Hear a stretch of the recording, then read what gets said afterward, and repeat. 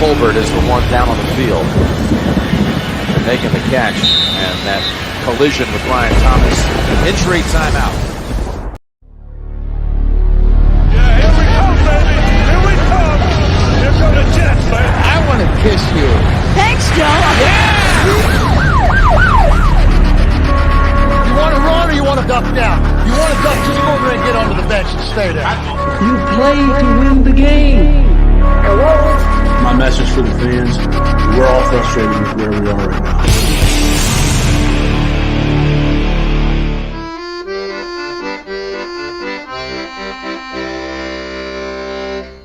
Jets. There he is, the accordion Jets fan. What is happening, everybody? We have a big night together planned. I am in a great mood. I am done with rumors. I can't take it anymore. And you know what? It's not even the rumors themselves. It's the reaction to the rumors and everything that we do in response. So let's figure this out tonight. Let's know for a fact what every single thing that we will do every week of the season will look like. And let's go with that. This is Green Bean. Welcome to the Thursday thick of it. Again, I am happy to be here. I am happy you are here. I am also very happy that every other Jets content creator decided to go live at the same time tonight because they all want to jump on the schedule thing. But this is not an impromptu show. This is the Thursday show. So we are already here. We already have our foothold, and I'm glad you guys are here. But I don't want to forge forward alone. I want to have friends so you and I can have a different opinion to my wackiness sometimes. Let's bring in our co-host. He's somewhere else tonight. You'll notice it right away. He's not in the same place. Let's say hello to Frankie from Flatbush. What's up there, Frankie?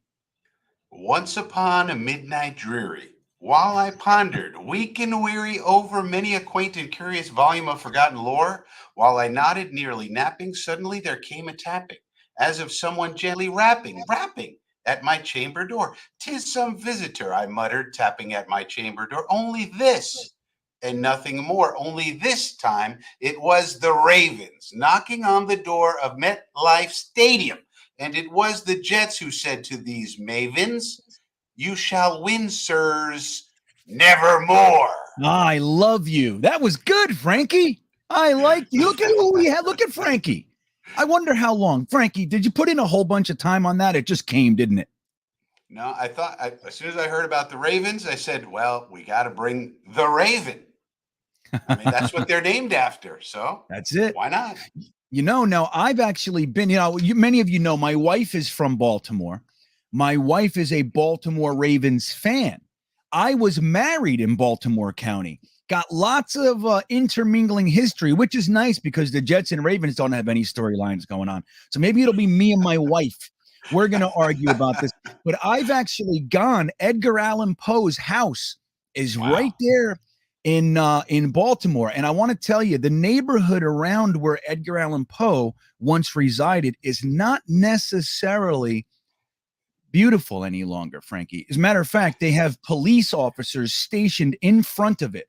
2 police cars, because there is crime and everything. It's just this little tiny house. Frankie, it's so small. Getting upstairs, you have to crawl on the stairs. You can't stand up. You have to, like Edgar Allan Poe. I didn't know if you know this, but he was this big, Frankie. He was people were smaller back then. There wasn't as much food available. He was 12 and a half inches tall, Edgar Allan Poe. But a giant in the field of literature. Oh, yeah. He's one of my absolute favorites. But anyway, the Ravens, it looks like, will be our week 1 opponent, and we'll get into all that stuff. I want to say hello to some of the folks in the chat. They're rolling in. It started with Jersey Joe. He very appropriately said, "Hey," and I thank you for that, Jersey Joe. That's how I feel. Hey, what's up? Eminon's here. We got Jets Fuels here. Eric, Craig, Jake, Braden from New Zealand is back. We missed you last night, Braden. We had such a good – I missed you last night too, Frankie. We watched the 2009 playoff game against the Chargers in my Patreon with the Beanbaggers. We had like 17, 20 of us in there, and it was fantastic. And that's where, you know, that little clip that I showed before the stream here, I made that today. That is the hit Brian Thomas, that's when the game all changed. The Jets just scored a touchdown in that playoff game. We were supposed to get shellacked. Right after that touchdown, the Chargers are trying to get something going, and Brian Thomas ripped the head off of their tight end, and they knew right there, the momentum has changed. We're in trouble. And that's the way it went for the rest of the game. I'll play that again for you guys later, man. I had such a good time making that video because I was in the South Florida Jets fan club years ago, Frankie, watching that game at Hammerjacks in Davie, Florida, with over 200 Jets fans. And when Brian Thomas made that hit, I jumped up off my chair and I yelled with no preparation. It just came out of me. He's effing dead. He's effing dead. Like that's it. Just made me do that. So Braden, we missed you last night, buddy, and it was a good time. I hope to see you next time. Paul Klein is here. He's ready for the Ravens. He says he wants a good team out of the box. He's tired of slow rolling. He thinks we can do it, which is nice to see. Nick Rousseau, Jets forever with his standard introductory green heart. It's funny that he does that, Frankie, because he's letting you know, hey, look, everything I say from this point on doesn't remove that I love you guys. I love you guys, but everything you think sucks. But he starts with love, Frankie. He does, and I appreciate that. Anthony G's here. Philip Bogachuk. Philip was there last night. We got to see Philip. That was great. Jake, yeah, man. Owen's here. Who else is here? Some guy is here. Look at that. For real. Just some guy just hanging around. Who else? Aunt Jets, Curly, Norman. So many of you guys. Lawrence Wapples. Wat2K is back. Matt Simon, my old buddy from the greenhouse. Nick W. Mark Riz. Mark was there too. We had such a good time. I just love spending time with you guys. Stud City is back in the house. Stephen Ingles here. Big Green is a big Edgar Allan Poe fan, or at least that's what I think he said here. He just said Edgar Allan Poe. So he's with us. So we'll get into this. Now, Frankie, you have NFL Network on there right now. Yeah. Jets Fuel is saying 9 to 10 wins. And I see you, Gitmo Bob. Good morning or good evening, Gitmo Bob. It's good to see you, my friend. So he says 9 to 10 wins, but has the schedule been released? Do we have it right now? Who's got it? If you have it, tell me. We'll get it. We'll pull it up, and we're going to dissect the living hell out of this schedule. We're not playing games tonight. We're going to dig in, and we're going to predict with accuracy exactly what this season is going to look like, because who knows this team better than us, Frankie? You think anybody out there knows it better than we do? Maybe Connor Hughes, Country Club Connor, Dick Chimney. What do you think? You think we're up there on it, on the list? I think Connor Hughes is very excited about his golf game. He's got his putting down pat. He's really working on his putter and his everything, but he doesn't know anything about football. But, very little. Yeah. So no, I think this is the crew. This is the crew. We know this team. Who else is excited about Nate Herbig? Right, man. Right. Who else in the world is excited about Nate Herbig? Us. We are. Yeah. And we know that Nate Herbig pushed out Greg Van Roten. The further we get down this rabbit hole, the less people give a shit as we go. No, but Nate Herbig got rid of Greg Van Roten. They're like, yeah, you lost me. I don't know what you're talking about. That includes our beat. So Wild Billy Boy checking in early. Thanks for the super chat, Wild Billy Boy. He says, missed the beanbaggers last night because I'm moving to Colorado. Well, hey, man.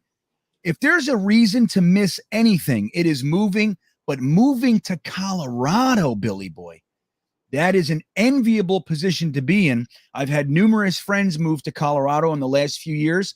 Not one of them has regretted the move. Not one. Colorado is spectacular. I spent some time there. Like mid 2020, I was there. There was still like COVID time, all the theme parks. There's an amusement park right in downtown Denver. And it was so sad to just stare at it for the 20 minutes. I just stared at it. It was closed. But yeah, man, you got to tell me where you're going in Denver. I got lots of friends out there. Not that you'll want to see any of them, but I'm just, just so I can relate to where you are. A lot of people go to Boulder. That's where they go.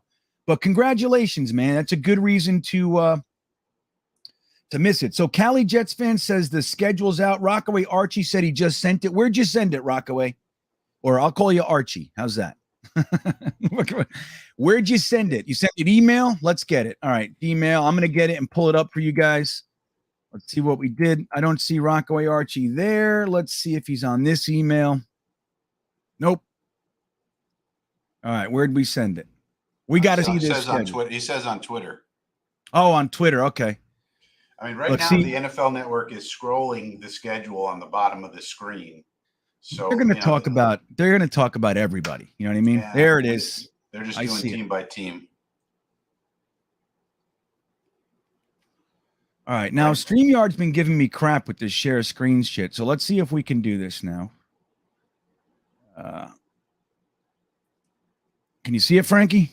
Yeah. All right. There we go. All right. So, interesting.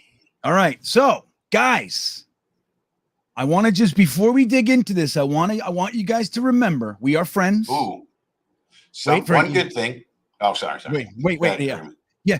Take down your notes. Don't put the cart before the horse. We're gonna do this slow roll style. Okay. So we're gonna be friends now, and we're gonna be friends at the end of this. I'm guaranteeing you that we're going to have differing opinions. It doesn't mean that Jets Forever hates you. Okay. He's a good man. I mean, he could even be a woman for all I know, but he's a good person. There you go. So here it is, guys. Stephen Ingalls says you have to split the first four. So let's go ahead and talk about this, Frankie. The week one, and we were just talking about this a little bit, September 11th, the anniversary of the September 11th terrorist attack. As we know, the Baltimore Ravens are coming to town. Now, this is a positive for a couple of reasons, and I'm really curious to hear your thoughts, Frankie. Number one, it's good to start the season at home. Last year, as we know, we had to go away. I like starting the season at home. It gives the Jets fans maximum ability to be raucous. You know, there's no reason to be down on the team. Nothing has happened yet. We're just psyched. We're at peak performance as a crowd, and we're going to go in there and we're going to give them as much as we can give them. I like starting it at home. Now, the Ravens had some obstacles last year. As we know, they won 8 games. They lost 9. They had some injuries, so it is what it is. But they also lost their number 1 wide receiver via trade. So it's more than likely going to take them a few minutes to get the offense rolling. Now, their defense is good and all that. They did get Kyle Hamilton, who I'm very upset that we got to face Kyle Hamilton week 1. But, hey, maybe he won't be up to snuff in the NFL yet either. So I think it's a positive, more so than if we played the Patriots on Sunday night. How do you feel about it, Frankie? What are you seeing here with the Ravens? Well, there's a couple of things. Number one, it's going to be a good barometer for where are we, right off the bat. We know the Ravens aren't going to be terrible. They might not have their sea legs yet, figuring out their new, whatever the new people that they have and all the changes that they made and all of that.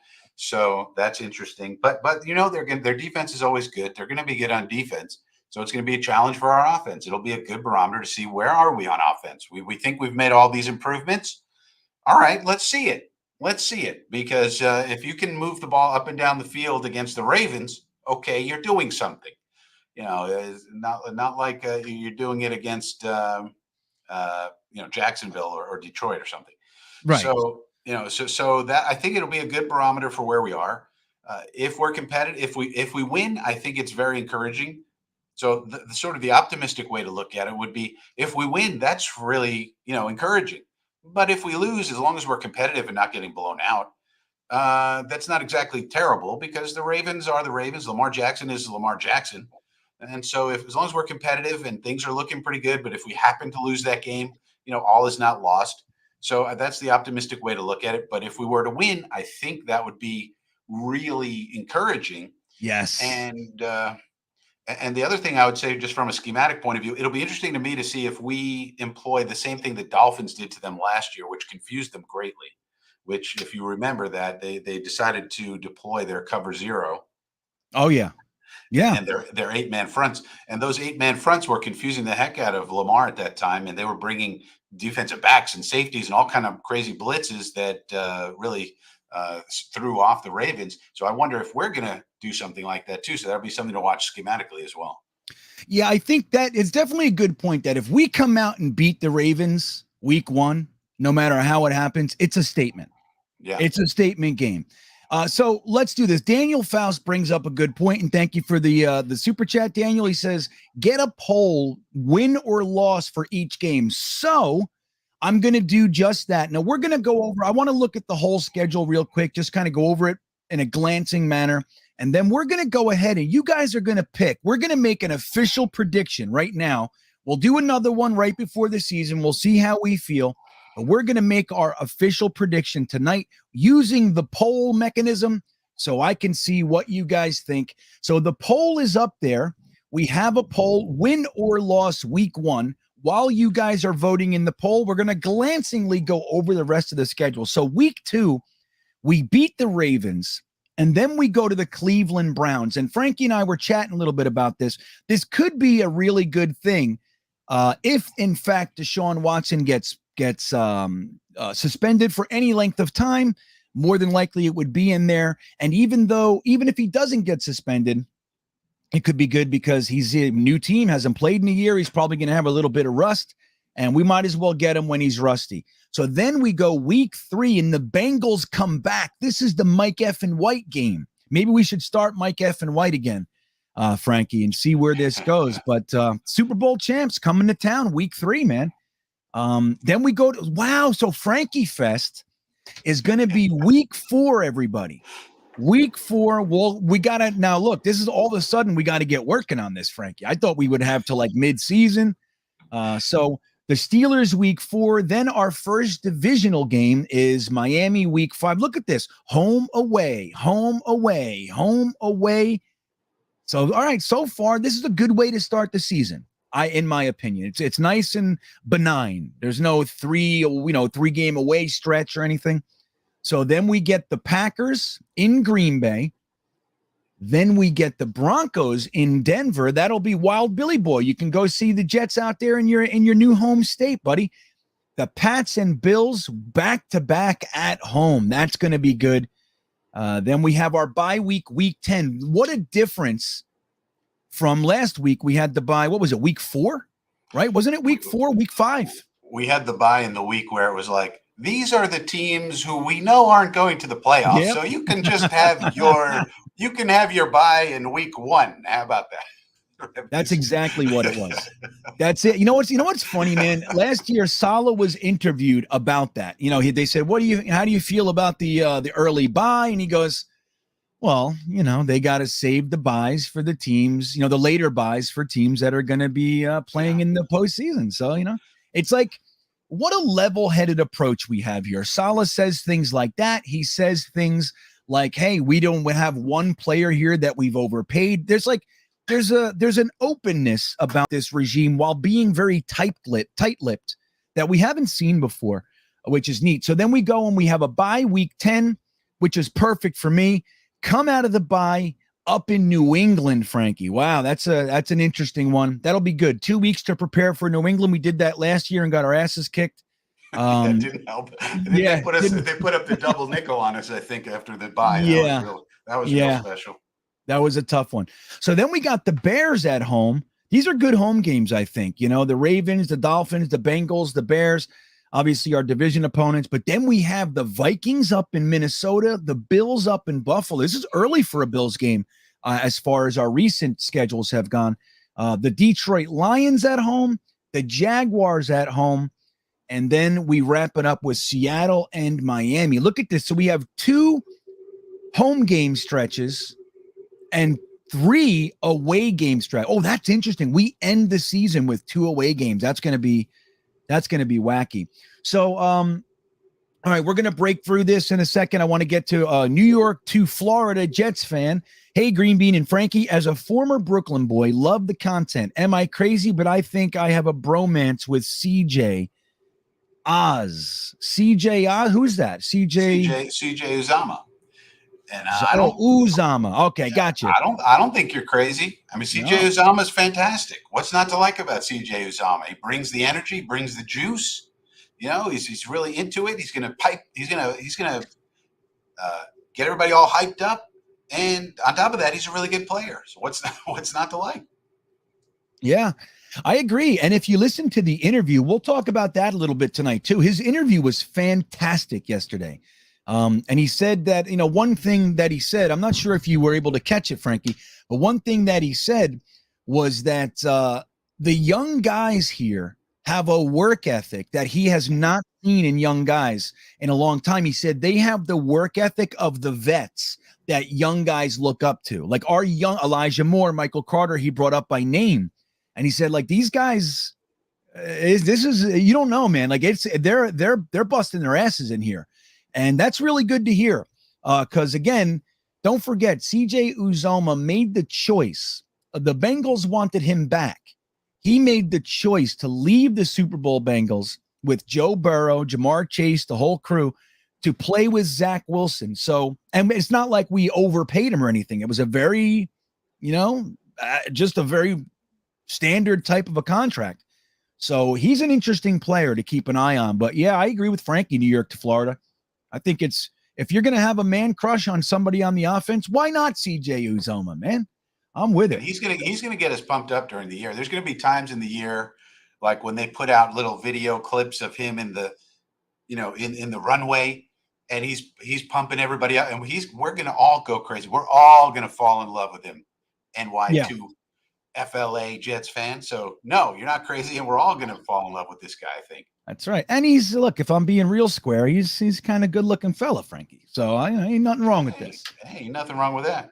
That's right. So I want to tell you guys, there is a poll up there. I was going to end it, but only about half of you voted.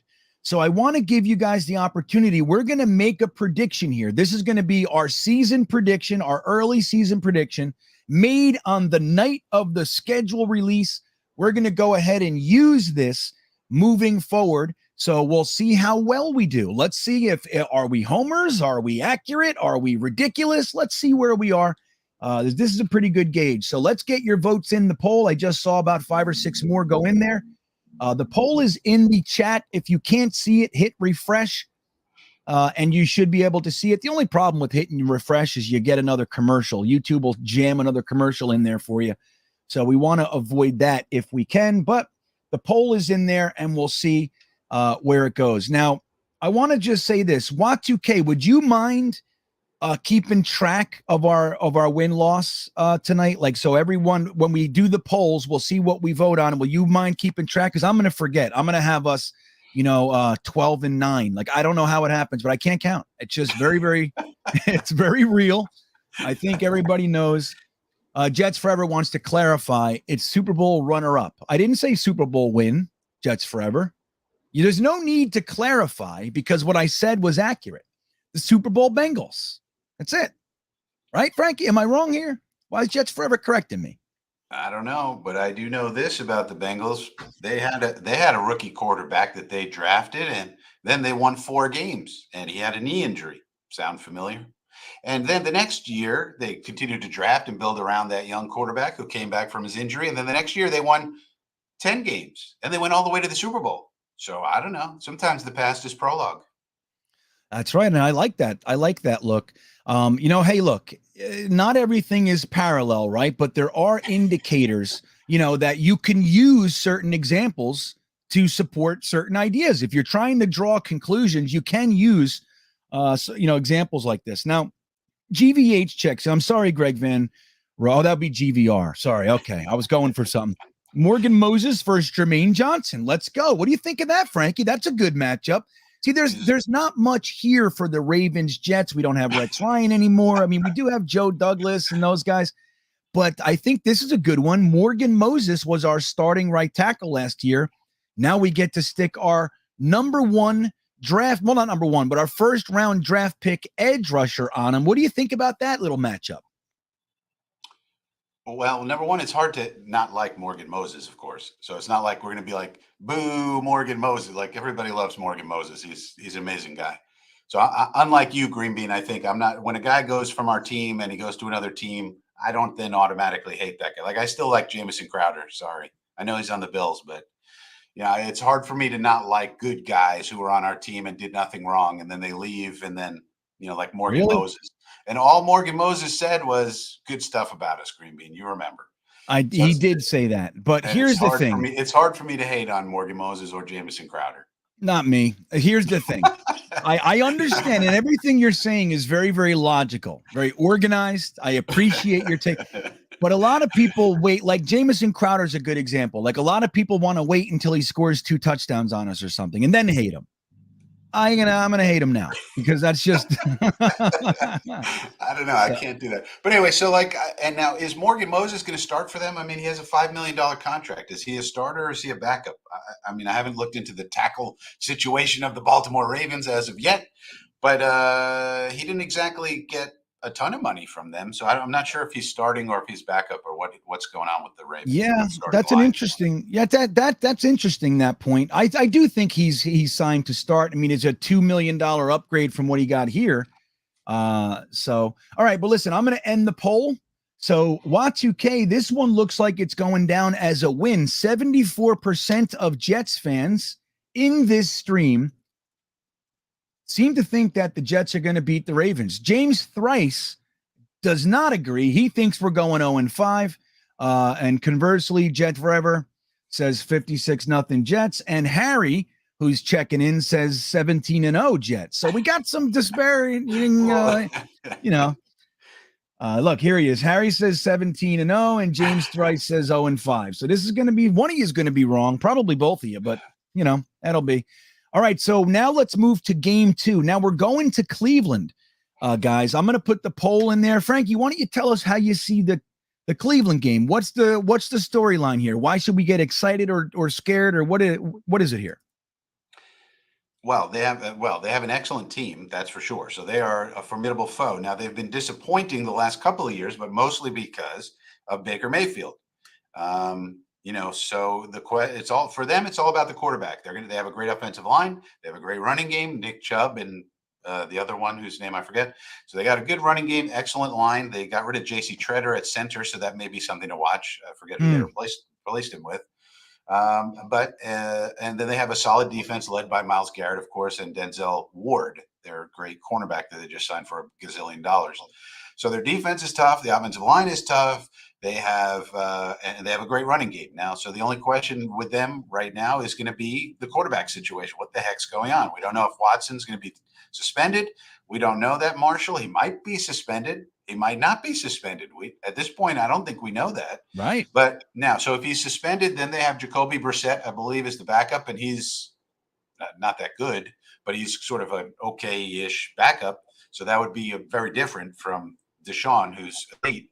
So, but even if Deshaun does play, how acclimated is he going to be to their offense? He's got to learn a whole new offense, his whole new team. He didn't play at all last year, so is he a little rusty? Maybe. So those are a things little to rusty look Spooner. For. He's a little rusty.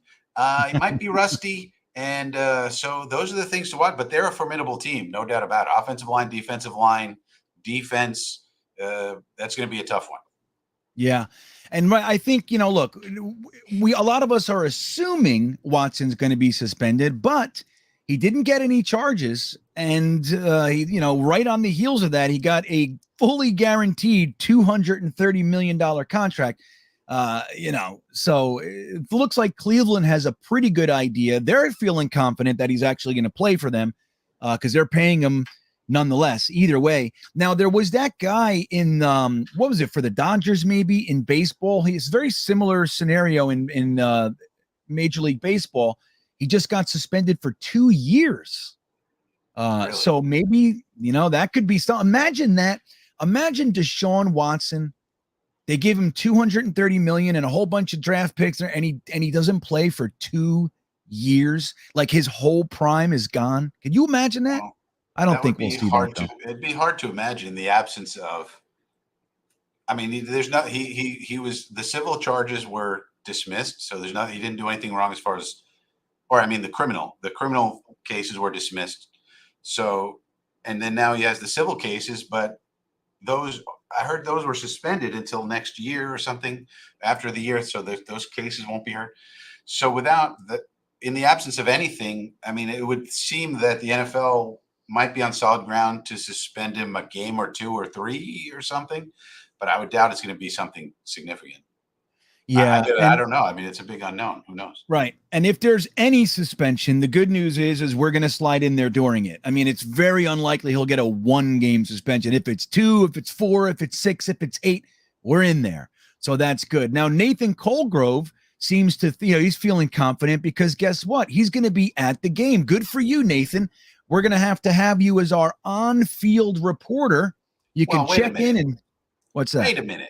What's Nathan's track record? Nathan, how are you? Well, Nathan, you got to tell us what's your record. When you're in the stadium, what's your record? What's the track record? We got to put it on a spreadsheet. We got to figure this out, Nathan. Come on now. Now, Kareem Mitchell, I don't know if you're a Browns fan or whatever, but Kareem Hunt equaling the greatest of all time, I do disagree with that. Good back. Good. It sounds like you might be a little homer action over here. If Watson comes back as good as he was, they are Super Bowl contenders. I think they're that part's accurate. Yeah. But look, the Brownies, they just shuffled it all around, man. I mean, they made a lot of exciting moves. Amari Cooper, Deshaun Watson at the top, of course, but they also, they got rid of Jarvis Landry, OBJ in the middle of last year. Like, there's a lot of tumult up there. Like, you could look at that and call these a bunch of panic moves. Like, they're really scrambling, and that stuff. What's that? They're in their window. I mean, these are moves. These are win now moves. They're in their window right now because of Myles Garrett. I mean, Myles Garrett is a, Hall of Fame guy, and he's in his prime window. I mean, a few more years, and he's probably going to start going down. So that team has to win now. That's why they did all of these things. They have to win right now. They can't wait for Baker Mayfield to figure his mess out. Like they don't have time. They don't have time for that because Myles Garrett's clock is ticking, and that guy is so good. But how much longer is he going to? He's so good. But how much longer is he going to be at that elite level? And that's what I think they're in their window right now. So that's why they did all that stuff, and it better work. It has to work. If it doesn't work, people are gonna get fired probably. Oh yeah. Well, people have already gotten fired. I mean, since they started this rebuild of theirs, I mean, they lost a GM. They're on their third coach. So it's really. I mean, like you said, they have a lot of talent up there. Nobody's going to dispute that. And I think they've been disappointing since acquiring all this talent. And these moves, like going out and getting Amari Cooper. Getting Deshaun Watson. Maybe panic is a strong word, but like Frankie just said, these are moves that they have to capitalize now. They're already losing some of the guys that they thought were going to be a part of this whole thing. So it's going to be interesting. Either way, no matter how you slice it, I think week 2 getting them is probably a good thing for us. Up there in Cleveland, we already know a lot of Cleveland Browns fans. They're a very piss poor fan base. So, and I mean it, except for Sonya, of course. I hope Sonya pops in. I'd like to hear her thoughts. Jay-Z Jets fan checking in. He says, best part about facing the Ravens first is we get to make a statement and show we can play with the big boys. Jets will win this game. Yeah, well, and that's what Frankie was saying, something similar. Now, whether or not we can, I mean, if we get our asses kicked, it just shows. That's not a good statement. Yeah, but does it change anything, like, from how the league sees us? I mean, look, they bumped our bye back from week 5 to week 10. Vegas has increased our projected win total to bet on. So it looks like there's a positive response to this offseason. But at the same time, I think if we lose to the Ravens, it doesn't really say much to the NFL at large. Do you agree with that? Unless we just look terrible doing it. I mean, if we lose and it's a competitive game and it's down to the wire and we look good and just the ball doesn't bounce our way, that's one thing. If it's a double nickel game where it's 55-3, then it's going to be lulls, Jets, same old Jets. The Jets are, the Jets can't do anything right. Look at all these players. Look at the draft they had. Everybody thought they were so good. Look at they thought they were so good with these free agents, and they still stink. So, yeah. But if it's competitive and we lose, that's different. So, yeah, and that's the thing. Like, I think we're gonna win. Like, I look, without injuries and everything like that, we don't know what happens. But I think our team is built to have a 7-win floor. That's what I think right now, and we should do that. At the same time, if we, like, let's say we win 7 or 8 games And 2 or 3 of those games, like against some of the better teams, the Ravens and the Patriots or whoever, Green Bay, and we lose in a good game, like that to me is also very positive for the building of this team. That's how I'd prefer to lose if we're going to. I don't want to lose. I don't want to see any more 54-3 drubbings. Yeah. I'm a little tired of that. Stud City asking if Kareem is Sonya. Well, I don't know. I mean, they have 2 different names, Stud City, so I'm going to assume no. One, that's all I got. That's all I got for you. You can never tell these days. I mean, No. You can never be sure these days who is not who, and so forth and so on. Yeah, because we know some people. I mean, we have confirmation that a few of you guys that hang out in the chat have at least 3 or 4 different monikers. Like, it just takes us time. But let me tell you guys, like, right now we have me, Frankie, Y2K, and Jeremy all in the house, all watching the chat, and we figure things out, and we're talking in the background. Like, so when somebody thinks that they're slipping through and being a little jerk, like, we're on it. You know what I mean? Like, we just don't necessarily sing it, but we're on it. Jeremy is not so smart, but Y2K is pretty good. Jeremy, he's just hanging around. All right, so let me end this poll and see what you guys think about this one. We have an 82%. People think 82% of us are feeling pretty confident about week 2. Frankie, they think it's a win. 82% says a win. 17% says a loss. So we're starting 2-0. Now, Frankie, did you give I also want to get your predictions. So where do you see 1 and 2? Like, do you think we're winning, losing these 2 games? If you have to make a choice, don't overthink it and get all Frankie on us. Just if you have to pick one. I'll pick one, but let me just do my standard caveat. It all depends on Zach Wilson. You have to tell me, is Zach Wilson going to stink or is he going to be okay? I don't know. If I had to bet, I think he's going to be okay. But if he's the same as he was last year with 55% completions, we're not going anywhere. I mean, that's just the way it is. Yeah. And so until I see him do better, I can't know for sure, but I think he will do better. Okay. So I think we can be 1-1. I think we can be 1-1. I mean, I think we can be 1-1. We can win one of those games. Yeah. So which one are we winning? Cleveland? I think, you know what? I think Baltimore. I think we're going to come out and shock them. We're going to come out and do what the Dolphins did, but better. With now, presuming no injuries, because I got to have Lawson roaring off the edge. Right. I got to have Jermaine Johnson roaring off the other edge. I got to have backups to my backups and all the depth, and have Michael Clemens coming in the 3rd quarter when everybody's tired, and he's going to smash everybody's face in like the killer that he is. If your technique is okay, he's not going to be good. But if your technique slips a little bit, he's going to beat you, and that's just how Michael Clemens is going to be, in my opinion. So yeah.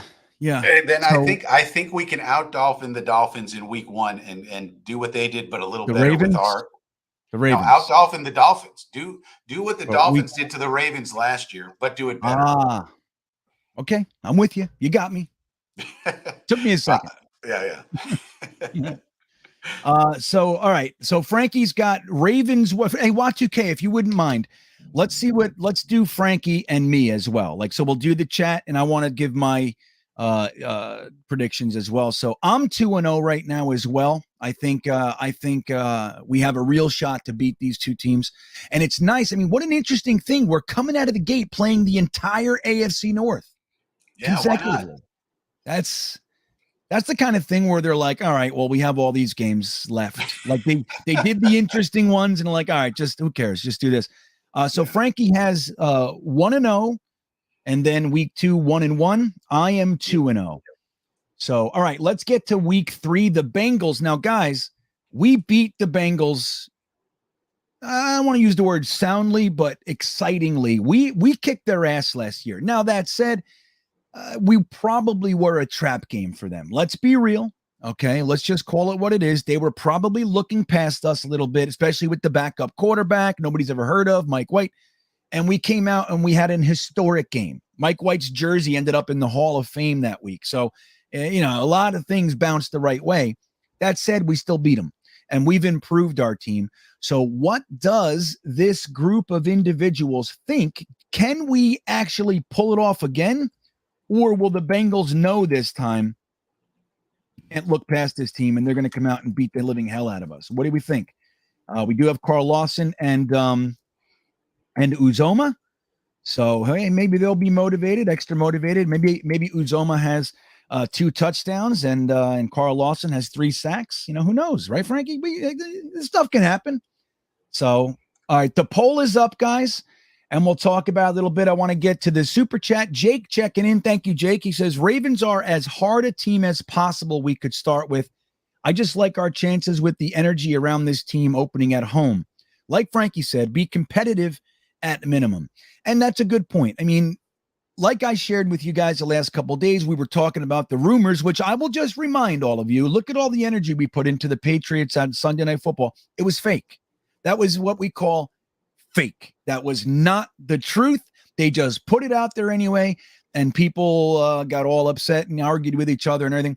Now, my point with that one was I was hoping that we would have a roll into the season. Like, if you look, these games are happening. So the Washington Commanders and the Jaguars get to play each other. Now, it doesn't mean any one of them, I think, is going to be, a free win or anything like that, but they are definitely what could be considered peers. Like, they're kind of on the same level, and that's probably a good way to start. Now, we're starting with one of the best teams in the league the last 10 years, so it's a little bit different. That's what I was hoping for, but I do prefer the Ravens over the Pats. The Pats, it's a whole different thing, and I'm just tired of losing to the Pats. I want us to get our feet under us before we play them, and I think that would be better than week 1. Frankie, what do you think about the night games? I'm not a big fan of night games. I like 1 o'clock, 4 o'clock. I don't like Sunday night, but I like Sunday night better than Monday night, and I like Monday night and Sunday night better than I like Thursday night. So I'm just a big fan of Sunday football. How do you feel about that? Are you all excited about the night games? Well, no, because as a content creator, it throws everything off. I have a certain right. I have a certain schedule. I want to do the game, then I'm going to do the summary, then I'm going to do the. So then when they play at night, I'm like, oh, how do I negotiate this? So from that perspective, but otherwise, if I wasn't doing content, I think it would just make me. Well, it depends where we are. Like the December 22nd game. If we're rolling and we're on our way to the playoffs and everything's going great and Zach is really good, then I'll be excited that everyone's going to watch us in prime time. But if it's another LOL Jets season and Zach stinks for some reason and all of that, and then I'm going to be like, oh no, everybody's going to watch us. Yeah, I know. Really let's not forget, we've had some embarrassing moments. I'll use one it's the butt fumble was on Monday Night Football. I think it was Monday night. Maybe it was Sunday Night Football. Either way, it was a national game. So that stuff doesn't happen, 1 o'clock for us, nice and quiet, get it hidden in with all the other games. Right. Pays attention to. Right. So I see Kareem is asking, what, me? What's going on? So I will tell you, Kareem Mitchell, you had a comment that we talked about, and so that's why your name came up. I used one of your comments as is standard in the chat, and somebody asked if maybe you were Sonia, because Sonia is a Browns fan that comes in and very respectfully talks with us every week. So that's all. I didn't think you were. Maybe you are. I don't know. You can tell me either way, and I don't know if you're telling the truth, but I'll go with it. You look like a different person to me. So James Thrice checking in. He says 7-2. Actually, I think what he meant was 2-7, and I saw that too. James Thrice is not confident with this team. Now, I don't know. Here's a trick that a lot of people try, and I don't know if James Thrice is doing this. A lot of people like to put out the negatives so it's like they don't have expectations, and I think that's a better move. You know what I mean? Like, it's like under promising, over delivering, all that, that kind of mentality. I think that's what James Thrice might be doing. He's saying 0-5, 2-7. So I got your number, James. You're really a homer who thinks we're going to go undefeated. That's what's really going on here. LT checking in, Frankie. He says, with B Hall, now, does he mean Bryce? Or maybe he does. Bryce. Maybe, because he says Michael Carter. All right, so Breece Hall, Michael Carter, Elijah Moore, Garrett Wilson, Corey Davis, Denzel Mims, CJ Uzoma, Conklin, Ruckert. Good luck game planning for us. Yeah, it's going to be interesting to see how we actually use these guys. Now, the positive with that, LT, is that Mike LaFleur, through his progression last year, has at least shown us that he does have a very creative offensive mind. If he has the horses, if the guys are actually able to do what he wants them to do, I think LaFleur can end up showing us that he's one of the better offensive coordinators we have now or have had. I'm not going to put the cart before the horse and get crazy, but hey, man, he showed some really unique and fun plays and getting us out of holes and stuff like that. And we saw a hook and ladder. That's like, I haven't seen a hook and ladder since I was in high school. You know what I mean? So we saw that last year. So I think LaFleur, with all those names that you're mentioning, I think LaFleur can have a field day. It all comes down to how we put this together, right? So Frankie, what do you think about that comment? Is our team's going to have a nightmare, trying to game plan for all these guys, or do you think that they're not going to be too scared by the group we have here? I think they're going to have a hard time game planning for us because this is a significant increase in quality of talent. I mean, it just is. And you forgot Nick Bawden, who my personal favorite, the fullback. Okay, he's going to do a little blocking. He's going to open the holes. Okay, you got to block people before you do anything else. And last year we were trying to get by with Trevon Wesco as a fullback, and that didn't work because he's a tight end, and he's not even that good at tight end. So now we have a real fullback, and we want to do 21 personnel and 22 personnel and other things of that nature. We tried it last year, and it didn't work, and we had to reconfigure everything once we realized, which I could have told you in the preseason, Mr. LaFleur, that Trevon Wesco is not the answer at fullback. Don't know why it took him so long to figure that out, but he did. But now we have that situation sorted out. And so in addition to all of these weapons, we also have the blocking capacity to do whatever it is we want to do. And I for one, am very excited to see how are you going to do it. I mean, I love the idea of 10. I love the idea of 10 personnel, and give me Elijah Moore in the left slot, and give me Denzel Mims in the power slot on the right. And, I love it. And Corey at the X and Garrett at the Z. Try to defend that. I mean, how are you going to defend it? Shoot, man. I agree, man. I agree. And then we send all those guys out there and pull the whole defense with them, and then we hand it to Breece Hall anyway.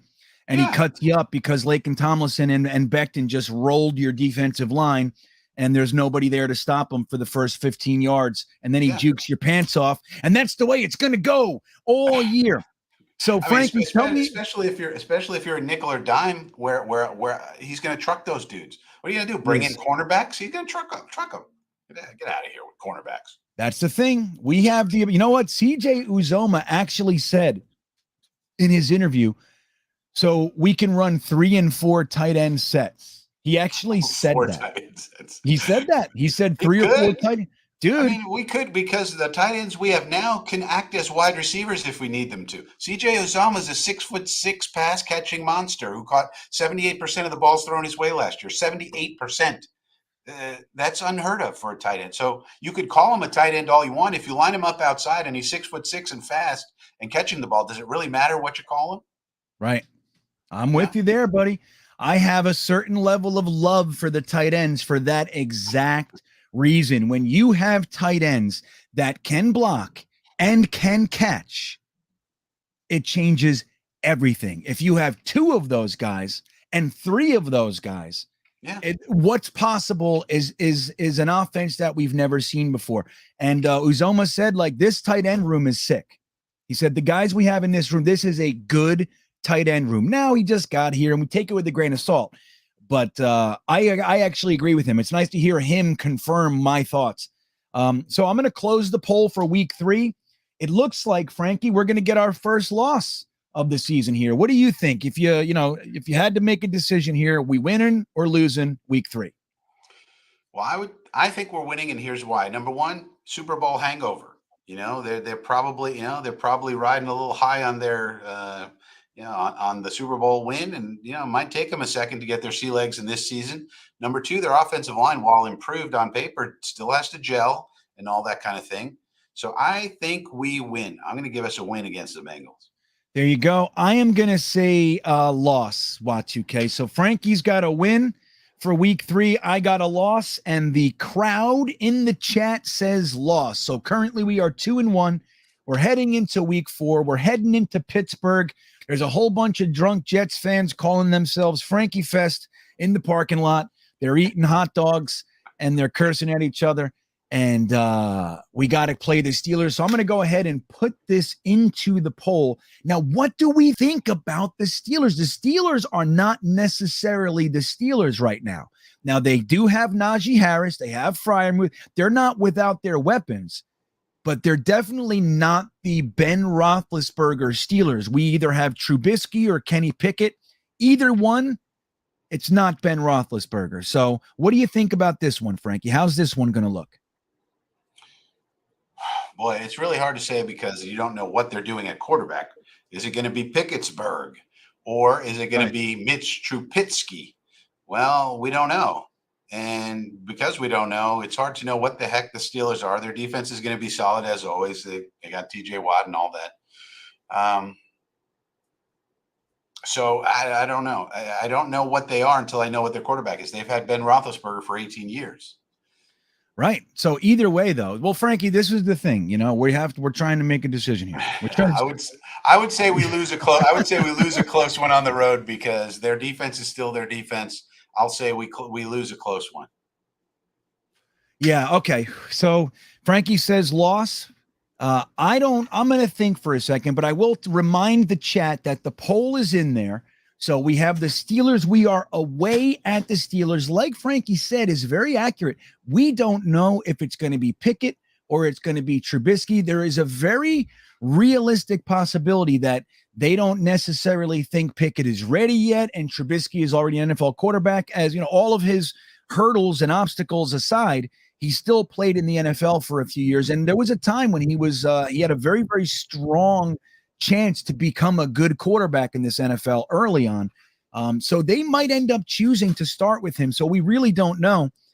Either way, though, it's not Ben Roethlisberger, and they're going to have some sort of learning curve. Now, this is week 4, so they did have 3 weeks to get it together. The other thing is they have 2 of my favorite NFL players, and that is Najee Harris and Pat Freiermuth. Both of those guys can be a nightmare for you. But if you saw what we did against Derrick Henry last year, maybe we can do that with a guy like Najee Harris as well. So I'm going to say win. That's what I'm going to say. Frankie's got a loss. I got a win. I'm going to let me see how many votes we got in there. Give it 30 more seconds. Go ahead and vote. Oh, it's not going to change anyway. All right. So we got 80%, Frankie, say win in Pittsburgh. We are forging a path through the woods that we have not seen in decades here. We're beating teams like the Ravens, like the Steelers. Look at this. This is exciting. So we got 80%. My official answer is, we're going to win this one. I agree with the chat here. We're going to go ahead and win it. Now, I'm going to put the poll in here for week 5 against our division rival Dolphins. This is our first division game. And this is a home game. So let's see what the chat thinks here. Win or loss. And I want to get to this super chat here. Where is it? Okay. Let's see where it went. There it is. Okay. Stanley Spector. Thank you for the super chat, my friend. He says, hello, dynamic duo. The harder part of ours. Who's Robin in this? Come on. All right, we'll leave that alone. We can both be Batman. The harder part of our schedule is before the bye. If we hold our own, at least 4 wins, we will be in a position to really enjoy our final 8 games. That's a very constructive and positive way to look at it. We just have to not get swept that first chunk. We have to look like a real live NFL football team. And if we can do that, I'm excited to get in this chat. In this stream, I'm excited to get to the back half of the season because it does look like we might have a little bit more of a chance of doing some things.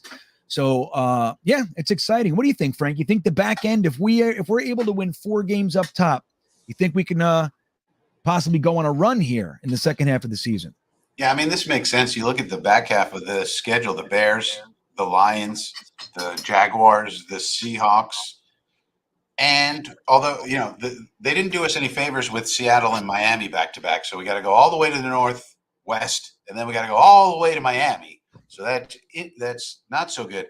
But on the other hand, they spared us the heat and humidity of Miami. Right. So they put us in Miami in January, which is when you want to play the Dolphins. You don't want to play them in Miami in September.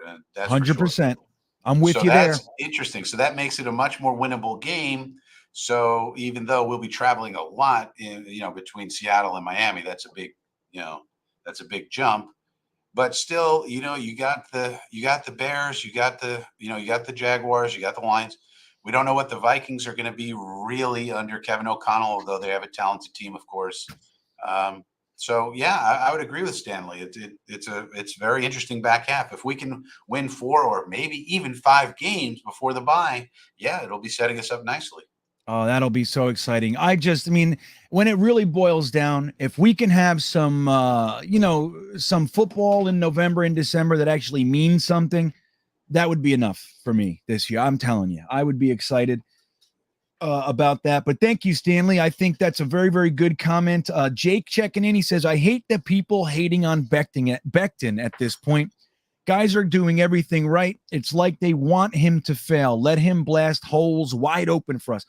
Well, here's an interesting thing that I have identified since I've been a content creator and kind of been out here doing this stuff with you guys. I have definitely kept track of a few people.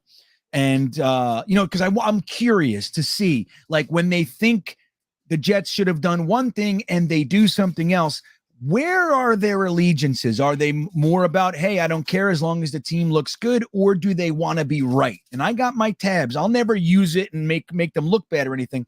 I'm just trying to understand. I think that you are right. Some people are actually rooting for Mekhi Becton to fail. Now, why? I don't know. That doesn't resonate with me. Like you guys know, and Jeremy points it out all the time, I'm not the biggest Javelin Guidry fan. Okay. I didn't like him as an undrafted free agent. I watched 2 or 3 full games of that guy, and I just didn't like him. I think he's soft and everything like that. But when he steps on the field, guess what? It's going to blow your mind here, Frankie, but I actually want Javelin Guidry to be stunningly effective. Like, that's what I want. I want to be wrong. I'm not rooting against players. Now, do I think he's got the chance to do that? Look, in truth, Javelin Guidry's done more than I thought he was going to do. So I have to give him that. Would I rather he gets pushed off the team than maybe, Michael Carter, Brandon Eccles, even Isaiah Dunn? I like those guys and their upside more than Javelin Guidry. Javelin Guidry has the speed, right? But the coaches seem to like him, and he's still on the roster. So I root for him. I would never root for Jets to fail so I could be right. Frankie, do you relate to that? Do you ever make a statement out there and think, hey, I said this and I want to be right more than I want to be, than I want this team to win? You ever feel like that? No, I mean, I'm the type of person who, if I put something out there and then it turns out to be incorrect, I'll tell you. I'll come on and say I was dead wrong about this, this, and this. And I don't have any problem with that, because I usually go into my reasons. And then if I have reasons why I feel a certain way, and then something changes, I'll say, okay, this changed. Hey, look, this guy played better than I thought. He improved. He developed. I didn't see that coming. Or this guy unexpectedly stinks. Yeah. So, yeah. I mean, that's the way I am. I always keep, because who am I? Nostradamus? I don't. Right. Who are we anyway, Frankie? We're just good looking dudes that people like to look at. That's all. It's just like, look, it just happened to me. I said that I had a hard time buying that the Jets would use one of their picks on a cornerback. Not only did we take a cornerback, we used our top 5 pick on a cornerback. Now, do you think because I said we shouldn't have picked a cornerback, you think I want Sauce to suck? So hell no. I'm a big Sauce Gardner fan because he's a Jet and we put a lot into him. So I want to win. That's it. So I'm with you there, Jake. And as far as Becton is concerned, I think it's just time for Becton to stay on the field and run people over. So everybody that said anything, including Dick Chimney and Connor McGoobles, all these guys can just eat their own crow and we'll just watch that happen. It's all at this point. Whoever likes Becton likes him. Whoever doesn't, they just don't. And that's the way it's going to be. I don't understand it either. I think it's crazy. Like, look, a good example is the Bengals. Jonah Williams, they used their first round pick on him. He tore his bicep or his pec his first training camp. He was out the whole year. So I had a little bit of a rocky start. He's a stud. You know why? Because they didn't say, oh, he got injured, he's garbage. And the fans didn't want him to be thrown away either. Imagine that. They were all supportive of him. Crazy. All right, so I'm going to close this poll and see what the Jets think, or the Jets fans think, about the first divisional game. Oh my God, Frankie, you got to see this number when it pops up. Look at this. 90% the Jets fans think that we're going to beat the Dolphins. Jets Forever drives it home with a 63-0 prediction. You see, guys, some people think Jets Forever is like a negative troll. He's not. Or she. Whatever she is, whatever he is, he thinks we're going to win 63-0. So Watsuke, we have the chat says win. I'm going to say win. I think we're beating Miami. We almost beat them twice last year. I think we're sweeping Miami. That's the divisional team I think we're going to have the best record against. I think the Tua to Tyreek Hill connection is going to be disappointing, and they'll be using Teddy Bridgewater before the end of the season. And that's the way I think it's going to go. What do you think, Frankie? Win or loss for week 5 with the Dolphins coming to MetLife? Yeah, I have this as a win. It's a little early in the season for them. They had a heck of an offseason, but there's a lot of new going on with the Dolphins. They got a new head coach, new offensive philosophy, Teron Armstead, Tyreek Hill, Connor Williams, a lot of new things, new running back. Got all the running backs, and they all got to gel and figure it out. I mean, they're going to, they might turn it around and be good next year, but probably not by week 5, and this is at home, so I got it as a win. Okay, so there you go. Now, Sonia does check in. Hey, Sonia, we were talking about you a few minutes ago. All good things, I assure you. And I was wondering, we rarely talk about like a direct head-to-head with your team. We talk about little things here and there, but this is the first time we have a head-to-head moment. And look, Sonia comes in swinging, Frankie. She says the Browns are going to be favored by 2 touchdowns. Not when we stomp the Ravens, Sonia. Not when we already beat the Ravens and you guys lost week 1. I mean, Sonia, you got to tell me, I'm sorry, Frank. Who do the Browns have week 1? That's going to be important. What do you think, Frankie? What's going on? Well, the other thing is that the Browns are a Super Bowl contender. They're in their Super Bowl window right now with Myles Garrett and all the offensive linemen and defensive linemen and all the great players they have right now. They're in their Super Bowl window now. And we are in year 2 of a rebuild where we just won 4 games. So why would it be funny that they would be heavily favored against us? Of course they're going to be heavily favored against us. Yes, you're better. Your team is better, Sonia. No problem. Now, maybe we surprise and we come out better, much better than last year. And that would be wonderful for us Jet fans. But as of right now, you can't say that, the Browns should be heavily favored. They're a Super Bowl team right now. Yeah, there you go. So, Sonia, we would appreciate some kid gloves over here at Green Bean's Jets Pod. Damn it. Yeah, take it easy on us. We're in year 2 of our rebuild. Come on now. Yeah, man. We're just being happy. All right, so we got the Green Bay Packers, week 6. We're heading up to Lambeau Field. This is going to be a tough one, Frankie. Now, a lot of Jets fans are talking about actually making a trip up to Lambeau Field. I gotta say, I think I would love to get an opportunity to go to a game at Lambeau Field. I would go to a game there just to see the Packers play whoever, but to get to see the Jets up there, and we do happen to play the Packers well. Now, I don't know the last time we actually beat them, but we do end up playing that team well in recent history, so maybe that gives us something to feel good about. They still got Aaron Rodgers, of course. They got Christian Watson in the draft to replace Devontae Adams, very talented young guy, but I think he's probably going to be rough around the edges for a little while.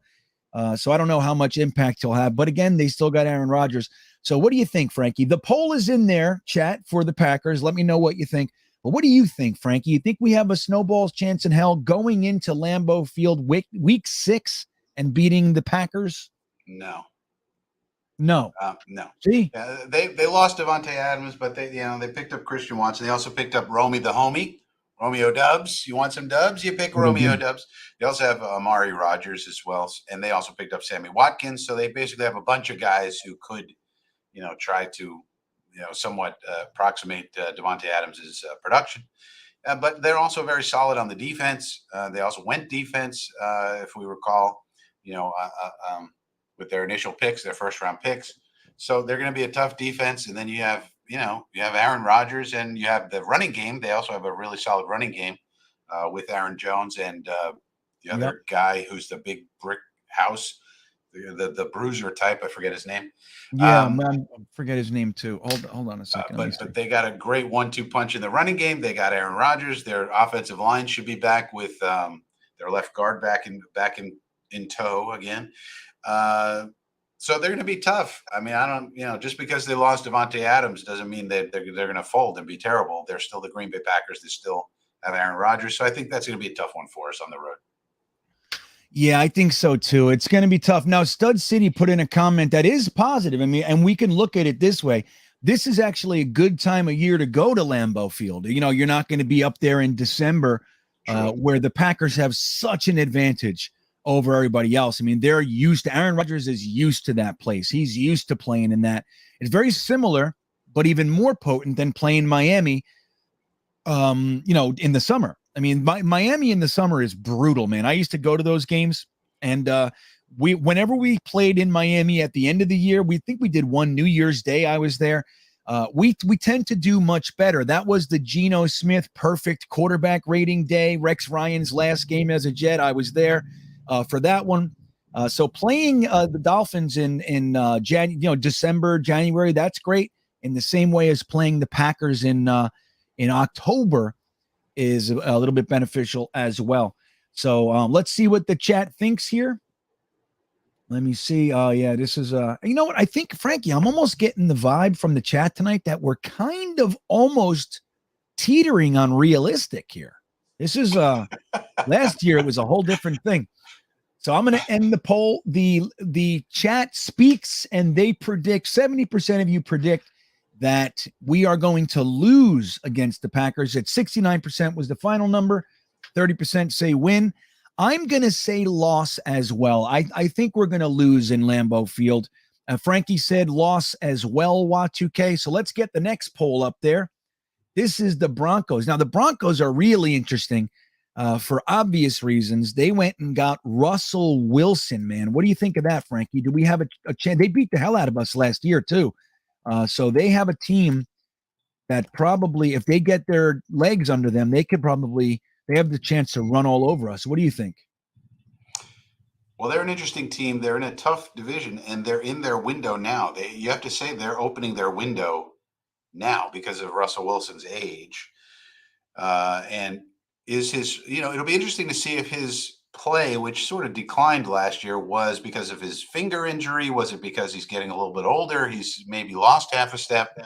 So they're an interesting team. They also have, I think, one of the better hires of head coaches this go around with Nathaniel Hackett over there, going from Green Bay to Denver. Interestingly, we go from Green Bay to Denver. That's what Nathaniel Hackett did. All that being said, I think they do have a strong team, and Russell Wilson's going to really be obviously motivated now that he's out of Seattle, wanting to prove himself. That he's more than just Pete Carroll's creation, I guess, or whatever. Yeah. So I think that's going to be a loss. We're on the road, very tough team. I think that's a loss. Interesting. Yeah, I think there's a lot of reasons to consider that maybe the Broncos take some time to really become the team that can use this window. I mean, they have a lot going on up, over there, and they've been shaky. Even though this is a very good team, they have been shaky. Obviously the bottom fell out last year in many respects, going and getting Russell Wilson after the first year he was ever injured. And he's having he had a tough go up there in Seattle. Now there's a lot of reasons for that. I still think Russell Wilson is Russell Wilson. At the same time, he's getting older. and there are some chinks in the armor, man. There's a few chips on this paint job. So I don't know. I kind of go back and forth. Now, James Thrice checked back in and said the chat is not realistic. As soon as they said we're going to beat the Ravens, number one, James, I want to remind you, I said teetering on realistic. So I choose my words carefully. That said, this is significantly more realistic than we have been in the last 2 years. So that I've been doing this with you guys. I think maybe even 3 years. This might be the fourth year that I'm doing like a schedule prediction thing, either at Jetnation or on my channel. So, yeah, this is about as realistic as I've seen so far. But I think we're beating the Ravens too. I don't know how you can open it up and say we're losing. I don't even know if it's possible for me to say we're going to lose opening day. I don't have it in my brain. It just doesn't work. Hope springs eternal, as they say. That's right. That's right. You know what's really cool, though, because I'm like a 99% chance of going to opening day. Like, again, I say 99% chance because I don't have tickets. I don't know what's going to happen, but I'm going to put all guns forward to try to make sure that I go there for opening day. And we have a lot of fun things kind of on deck to be planned, whether it's another Coney Island Jets chant, if it's, tailgating with the Jets Lounge guys and Jet Nation. We're thinking about like kind of doing that all in the same area and everything. There's a lot of fun stuff going to opening day, that it's opening day of the season, not like after losing in Carolina to friggin' Sam Darnold. It's going to be such a blast. If anybody's thinking of going to a game this year, I highly recommend opening day. Even though it's against a good team like the Ravens, we can impact the game, man. We got to make sure that the Ravens fans don't fill a quarter of the stadium. We got to make sure we got to get our own tickets and get in that damn stadium and help our team win with whatever we can, yelling, screaming, whatever it is. Going in there and helping. I think it's going to be a fun time, and we can win. We can win it. And I'm kind of a realist, but I'm kind of, I get homerish at these times of year. And I think that's fine. So let's see what the poll is. Frankie said we're going to lose against the Broncos. Let's see what the chat thinks. We got 117 votes. It's pretty it's pretty locked. It looks like they agree with you, Frankie. They think that we are going to lose against Denver. So 66 or 65% of you said that the week 7 game against the Broncos is in fact a loss. Interesting. You know what? I'm going to say win. I think we're going to win. We lost at Green Bay, and we're going to go up there. We're going to head over to Denver, and maybe I go to that game too. I'm already spending money I don't have, Frankie. That's how I'm going to Lambeau. I'm going to fucking Colorado. I'm going everywhere. Opening day. So we'll see if any of this actually comes to pass. But anyway, so Y2K, I'm a win. Frankie's a loss. You got it. Okay, so let's go into our second divisional game here against the Bills. It's going to be real interesting because the Bills, as we know, are the cream of the AFC East, right? We can say that comfortably. Don't skip the Patriots. Oh, Patriots. Good. Thank you. All right. Good. Thank you. Week 8 is the Pats. I skipped right by them. Still our second divisional game, though. It just happened to be a totally different team. Win or loss. Okay, guys, the poll is up. Let me make sure it's up. Yep, the poll is up. So let us know what you think about Bill Belichick coming to town instead of being week 2. Remember, we played the Patriots twice by this time last year. They come down here October 30th, week 8, which is a totally different, mind frame when we're playing this team. Mac Jones will already, the boo birds will be coming out. They're already going to say Mac Jones isn't Tom Brady. Imagine that. He's going to start showing some of his limitations, and the tide will be turning for Mac Jones by this time next year, I think. And I think it's a good time to play him. Frankie, what do you think? Do you think we're going to have a chance to beat these guys at home? What are you looking at here? I think this is a win. I do not understand anything that the Patriots did this offseason. I have no clue what they're doing, what they're thinking, what is happening. I don't understand what's going on in their coaching staff. I don't understand what's going on with their players. I think they're in for a long season. Maybe I'm wrong. Maybe Bill Belichick is the genius of all geniuses, and he's got it all figured out? I don't know. But I think they've gotten significantly worse from last year, and I think we've gotten significantly better. So I think this is a win. All right. I like that. And that's a good point, man. I mean, we talked about it all through the draft week and everything. It's like Cole Strange, most Jets fans like Cole Strange. So he's a good player. He's a good pick, mid-round pick kind of guy, third maybe. The fact that they took him not as a reach in the second round would have been a reach for Cole Strange. Right. They took him with their first round pick and then followed that up with like a, fourth round wide receiver in Tyquan Thornton. Now he's fast. When they could have had Sky Moore. So the opportunity cost of Ty Thornton, who is a speedster that Sauce Gardner, by the way, puts out his arms and he's done. That's all he has to do. He just presses him and he's off his route and he's done. So to take a speed guy on the outside, when your quarterback is Mac Jones, who wants to work the middle of the field, and you have another player like Sky Moore available that you could have taken, is ridiculous. I don't care what anybody says. Oh, you know more than Bill Belichick, Frankie. I don't know. I guess I do, because I haven't seen anybody who's like that. Now, everybody likes Ty Thornton. He's a perfectly fine player.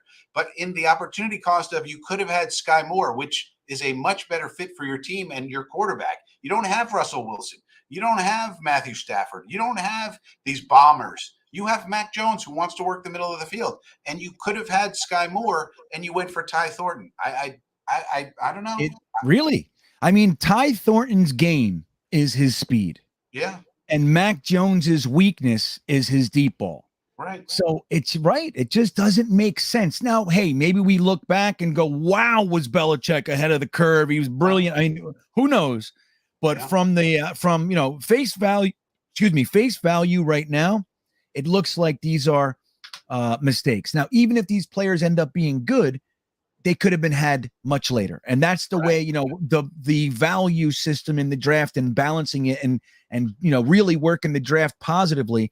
They didn't need to do that. So it's going to be interesting. Jets Forever reminds us Cole Strange is a bust. You wanted to make sure that we know that, which is good. Well, and I'll tell you what, even if he ends up being a serviceable player, he might be good, but it's who you could have had. You could have had Andrew Booth. You need a cornerback on that team, by the way. You need a cornerback. You lost J.C. Jackson, and you replaced him with Malcolm Butler, who was not in the league last year. You desperately needed a cornerback, and you got one later, Jack Jones, but you could have had Andrew Booth or somebody, much better. And then in the middle of the rounds, they take two running backs when you already have Damian Harris and Ramondre Stevenson. I mean, it made, again, people will say, oh, Frankie, you know better than Bill Belichick. 6 rings, they say. 6 rings, they will say. And you don't know, Frankie, but it just logic. I don't know. Maybe Bill Belichick was drunk or something. For 3 straight days. He went on a bender. I don't know. Right. Right. You ever see like the Patriots war room? Like whenever they show it, it's like, it makes McCagnon's war rooms look like a party. It's just like Bill Belichick crap. There's like one other guy in there and it's silent and docile. It's just creepy. We have the best calls. We have the best calls in the league. I've listened to a lot of teams' calls, the phone calls. Yep. Because I was thinking maybe, Saleh is really good, but maybe there's other people who are really good. No, they all stink. Even Nathaniel Hackett, who I thought would be good. They all do the same thing. Hey, how you doing? Hey, yeah. You excited? We're excited. Are you excited? We're excited. Okay, see you later. Like, what? Yeah, it's like they're looking to get off the phone. Like they're looking to get off. They're looking to end the obligatory call. The best one is the Giants. I mean, that epitomizes what's out there. And he said, "Hey, you fired up?" and you hear Kayvon. Kayvon wants to be excited. You hear him on the other end, like, yeah, I'm hyped up. Like he wants to be hyped up.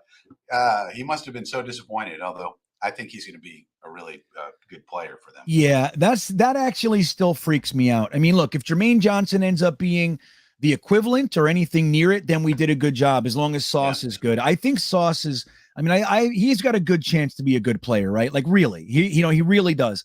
Now, but the thing is just like you said, who we could have had, so there's the value. Getting Sauce to be a good player is great, but we needed an edge rusher. So if Jermaine Johnson ends up being good, then it's all okay. If he doesn't, and Thibodeau, wrecks the league and becomes the next thing, it's going to be tough to stomach for me, because that was the guy I thought we should have picked. But that all said, I'm very, very happy with our draft. But the calls, man. How about the GM from the Giants? He's like, yeah. He's like, yeah, I knew it. Well, I was so psyched. He goes, yeah, glad that worked out. Glad it worked out. Just like that. Mean, they're just so weird. I mean, and you have to think they've seen Salah's calls, haven't they? Like, don't you think people have shown them, hey, this might be the standard here, the Coach Salah call. We might want to step up our game, fellas. Yeah. Yeah. I don't know. It's like, look, some of these guys, they're just, when it comes down to it, they're squares. You know what I mean? They're like, I don't know. But now the only thing that needs to happen, though, Salah's calls will be even better if we start to win some games. Like if we end up being a competent franchise, those calls, as good as they are now, they're going to be exceptional. Like, look, everybody wants to get the call from Salah. You know what I mean? Yeah. And even Joe Douglas, he's great in his own right. Swaggy Sauce Gardner. This is good. So Jake checking in, then we'll see how we're doing. Don't forget to vote in the poll, guys. We are predicting, this is our early season schedule release prediction party. So we're going to balance this and compare it to how we think right before opening day. So don't forget to get your opinion into the polls. Go ahead and vote. Are we going to win? Are we going to lose? We are up to the Patriots right now. Jake checking in. He says, you streamers are doing an opening day party. Went to the last game at the old stadium against the Bengals to make the playoffs. I have refused the new place. Well, look, Jake, I'll be square with you here. I miss Giant Stadium. Now, I hated that when every time I walked in, it said Giants on it. I hated that every single time. It never got better for me. I was like, every time I was like, motherfucker. Like, that's how I was walking in. That said, Giant Stadium, the way that stadium was built, the bowl, like we were closer to the game. It was so incredibly loud. We had that super crazy wind advantage. If they opened the doors, like it would blow field goals away. Like I liked that about the stadium. And MetLife, remember that, Frankie? They would literally open the doors. It's just so weird. Like But they used to do that. We had that advantage. And MetLife is a very sterile environment. And honestly, man, even when we're loud, like when Zach Wilson was introduced last year at opening day, we were as loud as we could be, screaming, and it never feels loud in there. It just doesn't, because it's so like wide open. And I don't know, it's not the best place to play. That said, Jake, we're going to be together. All of us, look, we're all going there. There's definitely going to be a huge get together. I'm more than likely going to be at minimum with Ryan and O'Leary. But we're probably going to be with Sack, who's planning to put his tailgate near where Jetnation does it. And Jetnation is right near Gotham City.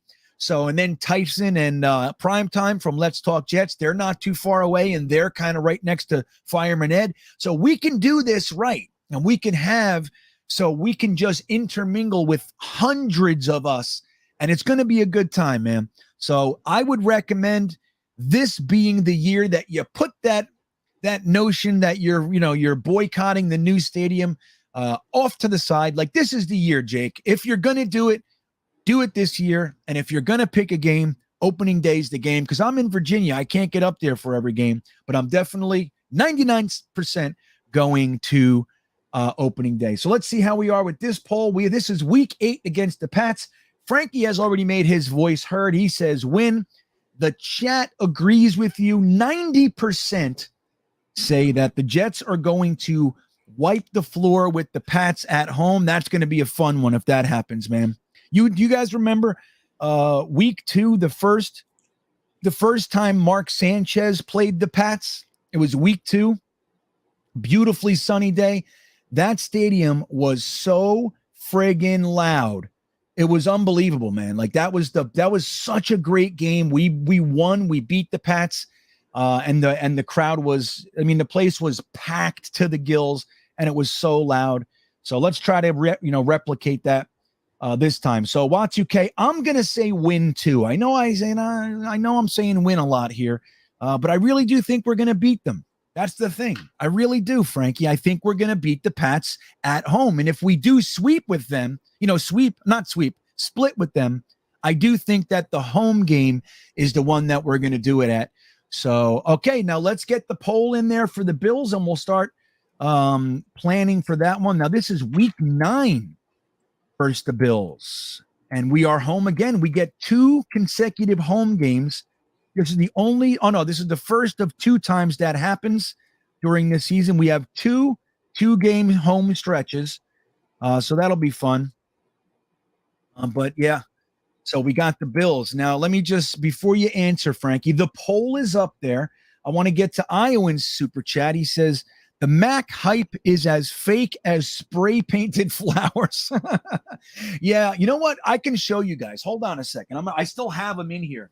Frankie, I don't know if you heard it, but I bought my wife some flowers for Mother's Day, and I didn't realize it till I opened them up and put them in water, and I'm like, how are the stems purple? And can you guys see? Dude, look at the leaves. They're spray painted, Frankie. You see this? Yeah, everything's falling apart these days, Green Bean. Why can't we have some nice flowers?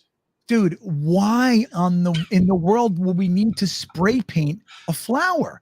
Like it's like you said, dude, it's falling apart. I think this is an indicator of a much larger problem. The fact that this is okay is unacceptable to me, and the fact that I gave them money for it pisses me off like no other thing. I don't know. Anyway, Iowa knows the joke, and I think the Mac hype is in fact as fake as these piece of shit flowers over here. Let's see. So Gina Arena that's my Aunt Gina. If you guys don't know, Aunt Gina Arena, she's the one responsible for my Jets fandom. She's the one who took an unsuspecting little boy and made him into this tortured soul. Thank you. It's all your fault, Gina. It's all your fault. It is. So she says, let me know when you're getting tickets. I'll send. Yeah, absolutely. 100%, Gene. When I'm going, before I purchase the tickets, I'll let you know. And let me know if your kids want to come up. I don't know if Anthony can come up from that far, but let me know. It'd be awesome. 100%, Gene. No sweat. All right. So the poll is in there for the Bills. Now, we just beat the Patriots at home, Frankie. What do you think's going to happen here? We got another division rival coming into our building. Can we do it again? Are we beating this team, or what's it look like from your perspective? Now, the Bills are interesting because don't forget they lost their offensive coordinator, Brian Daboll, who was widely regarded as turning around Josh Allen, even though Josh Allen reverted somewhat to the mean last year in terms of his play. So it'll be interesting to see whether that trend continues, whether he improves upon it, or if he falls apart completely, because their new offensive coordinator is Joe Brady, who didn't exactly do much in Carolina with Mr. Darnold and the rest of the Carolinians. So that being said, they're still the Bills, and they're still very, very good. I think this is a loss. I think the Bills are much better than we are at this point in time, unless we show market improvement, this year, which could happen. But on paper, before the season starts, you have to think the Bills are one of the Super Bowl teams sort of on our schedule. And so to me, this is a loss. Yeah. My heart, I want to believe, Frankie, but my head is not letting my heart get to my mouth right now. And I have to say, I'm pretty sure this is a loss as well. I do think, and this would be, a somewhat of a moral victory. I think we're going to be much better, and I think we're going to play them harder. I think we're going to start to see that we're built in a way that if we gel, can compete with this team. But again, the Bills are the class of the division. And I mean, you said it perfectly. I don't think we're built to beat them yet. I just don't see it. Now anything can happen. We know that, but it's going to be tough. Now let's see the poll. I think they're right with us too. I'm going to go ahead and close it. The chat says loss with just about 75% of the vote. There were still 25% of us thinking that the Jets could win. And here's the truth, guys. I hope you're right, you 25%ers. I'm with it. So Nat King Casanova, that's a great name. Nat King Casanova. I like that. Checking in with the super chat says, if the Jets start 0-7, will JD and Rob get fired? No, I don't think they're getting fired for the next 2 years without question. Nothing will make them get fired. That's what I think. I think they have 6-year contracts. I think that, Joe Douglas has done more than enough to warrant believing that he's a good GM. If it takes a little while for the team to start winning games, so be it. If they start 0-7, maybe Ulbrich gets fired, something like that. But I don't see Saleh or Joe Douglas getting fired. How do you see it, Frankie? And I would split that in half. I mean, Joe Douglas, what more could Joe Douglas possibly have done in the last 2 years to clean up the mess from McCagnon and the mess from Gase and all of that? I don't see what you could expect from Joe Douglas any more than what he's done. He's done a phenomenal job. Now, Saleh, on the other hand, the head coach is responsible for the wins. I'm the president of the Coach Saleh fan club. So, and even I am saying, if he doesn't start winning, you got to blame the coach, because I don't see how you could blame Joe Douglas. I'm not sure what Joe Douglas could possibly have done any more than what he's done. So if Joe Douglas's job is to give Saleh and the staff the players that they want, and he's done that. And now it's their job to teach them the systems and get them to play correctly and win. So I would split that up. I think Joe Douglas is on as safe ground as possible, but Coach Saleh is still on safe ground, but less so than Joe Douglas. Yeah, I'll buy that. I will say Saleh's on less solid ground as Joe Douglas. At the same time, I don't think either one of them, this is not going to be the regime that this ownership rips out halfway through their tenure and they don't want to start over. I'm telling you right now. Yes. They have had the worst hires for a decade. So they know that Joe Douglas is very well respected around the league. They know the same thing applies to Robert Saleh. They also know that their plan isn't to turn it over in 1 year and start winning Super Bowls. They know they bought into a longer plan to do it the right way. And I think that the ownership knows that. They're not looking to fire Joe Douglas. I know some fans are, because we're an impatient lot. I get it, Rob. But at the same time, I don't think that Joe Douglas or Robert Saleh are on shaky ground right now. Again, now, if we started 0-7, looking at our defense, I think that it would probably be a defensive thing. Obviously with our 32nd ranked defense, I could see Ulbrich being the first to fall on the knife if that were to happen. That said, I don't think we're going to go 0-7. So that would be nice if we don't go 0-7, Frankie, wouldn't it? I don't want to go 0-7, man. If we go 0-7, GreenBean, it's going to be rough around a lot of people's channels. It's going to be hard for me to come on and say, all right, guys, don't worry, we got this. Don't worry. All coming to the plan is coming together. It's going to be tough, right? Nope, this is exactly where we wanted to be. Don't worry. I know Zach has 13 picks and 1 touchdown. Right. This is where we want to be. That would be impossible to justify. Look, anything can happen. I don't see it, man. Joe Douglas has done so much for this organization. It's not just about, some people, they can't get past the win-loss record. But again, like you just said, don't forget the first 2 years he was cleaning up just an atrocious mess here. Again, this was the first year.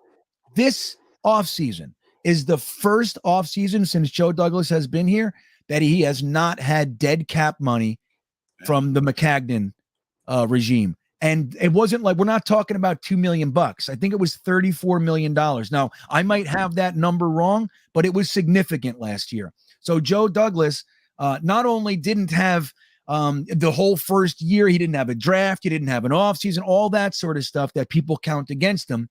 but he also didn't have $34 million last year or whatever that number was.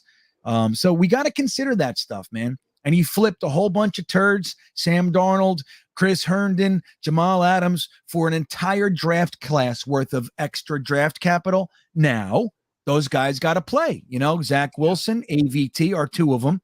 We have Jonathan Marshall's one of the late ones, but we also have Breece Hall is another one, and Garrett Wilson. So we'll see how these guys turn out. That's, we definitely have to see some players that he's picking do some good things. But again, I don't think there's even the touch of shaky ground. I laugh when people try to argue with me that they are on shaky ground. It's not that I don't respect opinions, but again, in order to come to that conclusion, you have to completely erase dozens of positive moves to come to that conclusion. So the only thing that people that think he's going to get fired this year have is the record.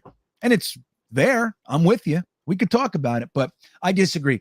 Kevin C checking in. He says, pack out MetLife on 9/11, noise, energy, big upset. That's the thing. That's a good point, Kevin. Don't forget, the Jets are considered the 9/11 team. We had the 9/11 game. It was highly emotional back in the day. We did win that game. And we might be riding that roller coaster as well, riding the emotional charge of 9/11 in New York. I think the NFL is smart to put a game there. There's going to be all kinds of hubbub around it. Maybe they can convert some of that energy around 9/11 and the emotional aspect and turn that into positive energy for the Jets. That would be great. But yeah, we're going to be as loud as we've been in a long time this opening day.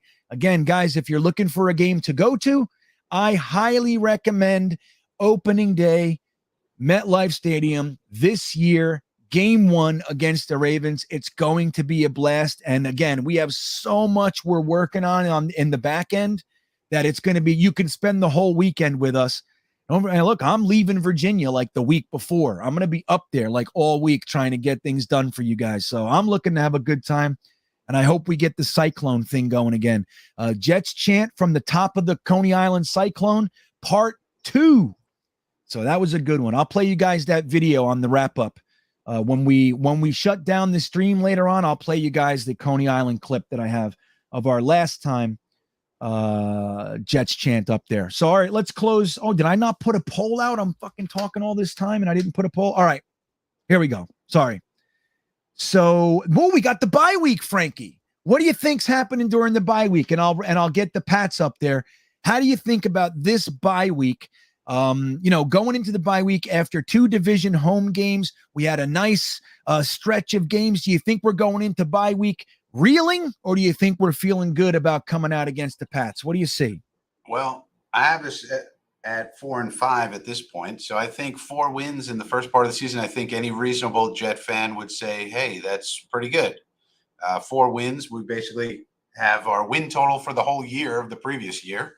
So we got that secured. We got 4 wins. Okay, we're not going to go backwards. That's good. So I think we'll be pretty happy. It's a good time for a bye. It's just sort of the middle of the season. So, and then we just got to prepare for Macaroni Jones and the New England Patriots. That's another good one. I got to give you some credit there, Frankie. I'm not sure if you guys are picking up on this. One of Frankie's unique talents is his nicknaming ability. Macaroni Jones. That's a good one. Country Club Connor's another one. You're pretty good at this, Frankie. What do you? I want to make sure you know that. Appreciate it. So Brian Calandrello is saying Larry Ogunjobi and Quan Alexander need to be Jets by training camp. Realistically, Frankie, 1, 2, none. What do you see happening with these two fellas? Well, it's interesting. I think Brian's saying this because Country Club Connor put out a tweet to this effect. So I think this is what's affecting Brian's opinion. Now, don't forget, we brought Quan in here, okay, for a visit. So we were interested in him, but shortly thereafter we signed Marcel Harris. So in my opinion, I think we made a decision to bring in Marcel Harris to be the coverage backer instead of Quan, probably for, because he cost a little less. Now I could be wrong. We'll see. I wouldn't mind Quan coming in here. At this point, Quan is a coverage backer. That's what he does. And since we brought in Marcel Harris, who's a safety linebacker hybrid, I figure he's the backup coverage backer and back of Hamza. So that's one thing. Now, Larry Ogunjobi is another kettle of fish altogether. I would love to bring Larry Ogunjobi in here. And I don't know if people know this, but Larry Ogunjobi had a deal to go to the Bears, and it fell apart. And the Bears run a similar scheme now that we do.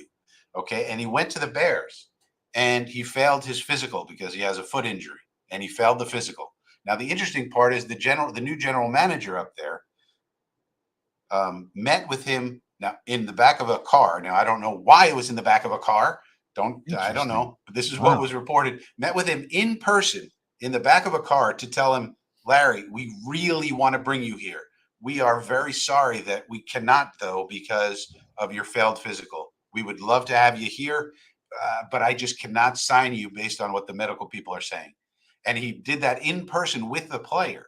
And so that, to me, tells me about the character of the player, that the general manager did that with him. It's very unusual. And also the character of the new general manager of the Bears. Yeah. That's amazing. So then he spent 2 days with us. He spent 2 days with us at the facility. So obviously we were very interested in him. Now, the way I would think about Ogunjobi is it might be one of those things where, like, when the Yankees sign a pitcher who's going through Tommy John surgery at the moment, and they sign him for a 2-year deal, where the first year they know he's rehabbing from Tommy John, and then they say, but next year he's going to come back and he's going to be good for us. So it might be that kind of situation. I don't know, because I don't know the medical, but he failed his medical with the Bears, and then we brought him in for a visit for 2 days. So we're obviously very interested in him. So I would think if we do sign him, it's sort of for next year. And if he comes back this year and comes back quicker, great, wonderful. But maybe we could sign him to a 2-year deal thinking he's going to come back for next year when we might need some more defensive tackle depth. I like that, actually. I think that's smart. If you can do that, like, let's say he met with us for 2 days because our doctors were like, Joe, he's not looking good. You know what I mean? We just keep running test after test after test, trying to find.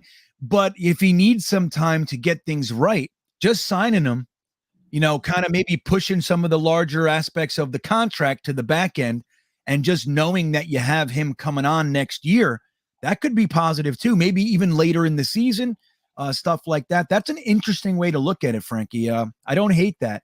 I think that would be a smart move if they get it that way. But the way I see Ogunjobi coming on, I think if we bring him on, that means somebody's going. Like, that's just how I see. I think, like, that's the cusp. That's the cutoff for me.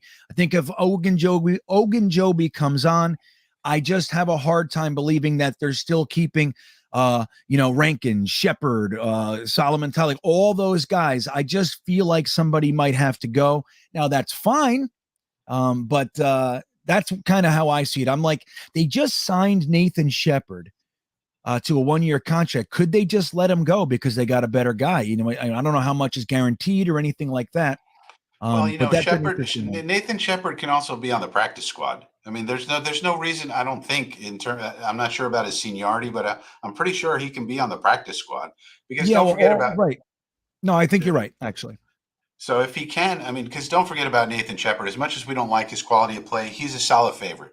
He's a solid guy, and Salah loves him, and he calls him the King of Strain, like that old song by the Police, King of Pain. Yeah. Well, Nathan Shepard is the King of Strain, and so he's going to probably be around one way or another just for that. And so if he's on the practice squad, that's fine, because I think we can get him to the practice squad, because I don't think anybody is going to claim him because he's just not that good. He did okay in some aspects last year, but really, if he's on your practice squad, that's a really good thing, because he's really good to be on a practice squad. So if Ogunjobi pushed him to the practice squad, I wouldn't mind that at all. Yeah, I wouldn't either. I think that's good. Now, if they sign one of those two guys, I have to admit I would prefer Quan Alexander. I think I'm just, again, how I feel about the linebackers. I'm with it. I really, really love and hope, Jamie Sherwood comes out and is something. Hamza Nasruddin. I would love nothing more than for these guys to end up being our starters for 10 years. I'm telling you, I love it. I'm nervous about that one. That one rubs me. So I would love to bring on Quan Alexander as some insurance, that if things don't go the way you want them to, maybe we at least have an NFL caliber player here. But I don't know. It's going to be interesting. Stanley Spector, just kind of wrapping up our comments about Joe Douglas and Robert Saleh. He says, JD and Saleh are paying the price for poor ownership, hiring the wrong people. Some fans are impatient because they don't differentiate between them and the previous GM and coach duos. I think that is a very poignant statement. I have talked to numerous people that they lump it all together. And it's like, we've been in a rebuild for 7 years. It's like, yeah, but I understand that, but it hasn't been these guys. So like the unwillingness to push reset for the new guys because we've been in this situation. And I get it emotionally, but it is a different regime. You think that's accurate, Frankie? You think people are having a hard time separating the rebuilds from one another, even though it's been one consecutive period of time for us? Yeah, I think this is a great point by Stanley. I mean, people talk about the Jets. The Jets can't develop a quarterback. The Jets, the same old Jets. But really, are the Jets the same as they've been historically when Saleh came on board and Joe Douglas came on board, basically the combo of Joe Douglas and Saleh? Because I think the combination of those two staffs, the Saleh staff and the Joe Douglas scouting staff and everything else, all the management that Joe Douglas has done, including the Brad DeWeese staff and all that, I think that's differentiation. I don't think you can saddle us with all of the decisions that Adam Gase made and Todd Bowles made and Rex Ryan made and all those people in the past. I think you have to judge us from the time Saleh and his staff came on and Joe Douglas and his staff came on, and judge us from those points onward, because I don't think it's really fair to use our history against us in that way, even though the ownership's been the same. And you could say, well, it's all ownership's fault. Well, maybe so. And that's a good point, because I think Stanley's right. They didn't hire the right people, and that was a problem, but they finally got it right. So let's give them some credit for getting the Joe Douglas hire right. But thank God. And thank you, Adam Gase. Thank you, Adam Gase. Yeah. And then Joe Douglas did the right managerial things by getting rid of Gase, hiring the right staff, Chad Alexander and Phil Savage and all them, and all of that, and getting Saleh here, and knowing that he was the guy as opposed to someone else. And so, Stanley's right, and it's kind of unfair. I think just judge from Saleh forward. Yeah, and I think, and that's even harder to do. Like to separate Joe Douglas into two pieces as well. Yeah. But you're right, man. Don't forget, Adam Gase was an equal partner as GM when that first year. So I know it could be looked at as excuses and reaching, but those are facts. That's actually very, very real. Make of it what you will. VR Hidalgo is saying, I'm not saying tequila is the answer, but I'm going to give it a shot. I relate to that. I have done that many, many times. So let me close the poll for the coming off the bye week. See what we got here. 67% of the chat are saying that we are coming out of the bye and we are effectively sweeping the Patriots. Frankie, how do you feel about that? You think it's happening? I'm on board with it. Yeah, I got a win. I got us for a win. We're 5-5 on my chart. I'm gonna say loss to the Pats coming off the bye. We are traditionally, we don't do all that well coming off the bye. I hope that changes, but I find it hard to believe that we're gonna sweep the Dolphins and the Pats in the same year after never beating them for 6 straight years. And I definitely have us sweeping the Miami Dolphins. We'll get to that later. But yeah, so I have it as a loss. The chat has it as a win, and Frankie has it as a win. Now I'm going to put up the next poll, and then we're going to talk about sneakers to boots comment here. So we got, what is it? Week 12 already, right? Yep. Week 12. And we're playing the Vikings. This is an interesting game. We don't know this team very well, other than the 9 reasons I hate them. Wait a minute. You skipped over the Bears. Oh, the Bears. There it is. The Bears. We got the Bears. You got to watch me, man. I'm all over the place. Okay. I don't handle 4 tabs and chats, and I don't do it well. Okay. Well, look, we got the Bears, guys. The chat poll is up there. Go ahead and get your votes in so we know that your voice has been heard. Frankie, What do you think about playing the Chicago Bears? They have Justin Fields, that's about it. What else you got?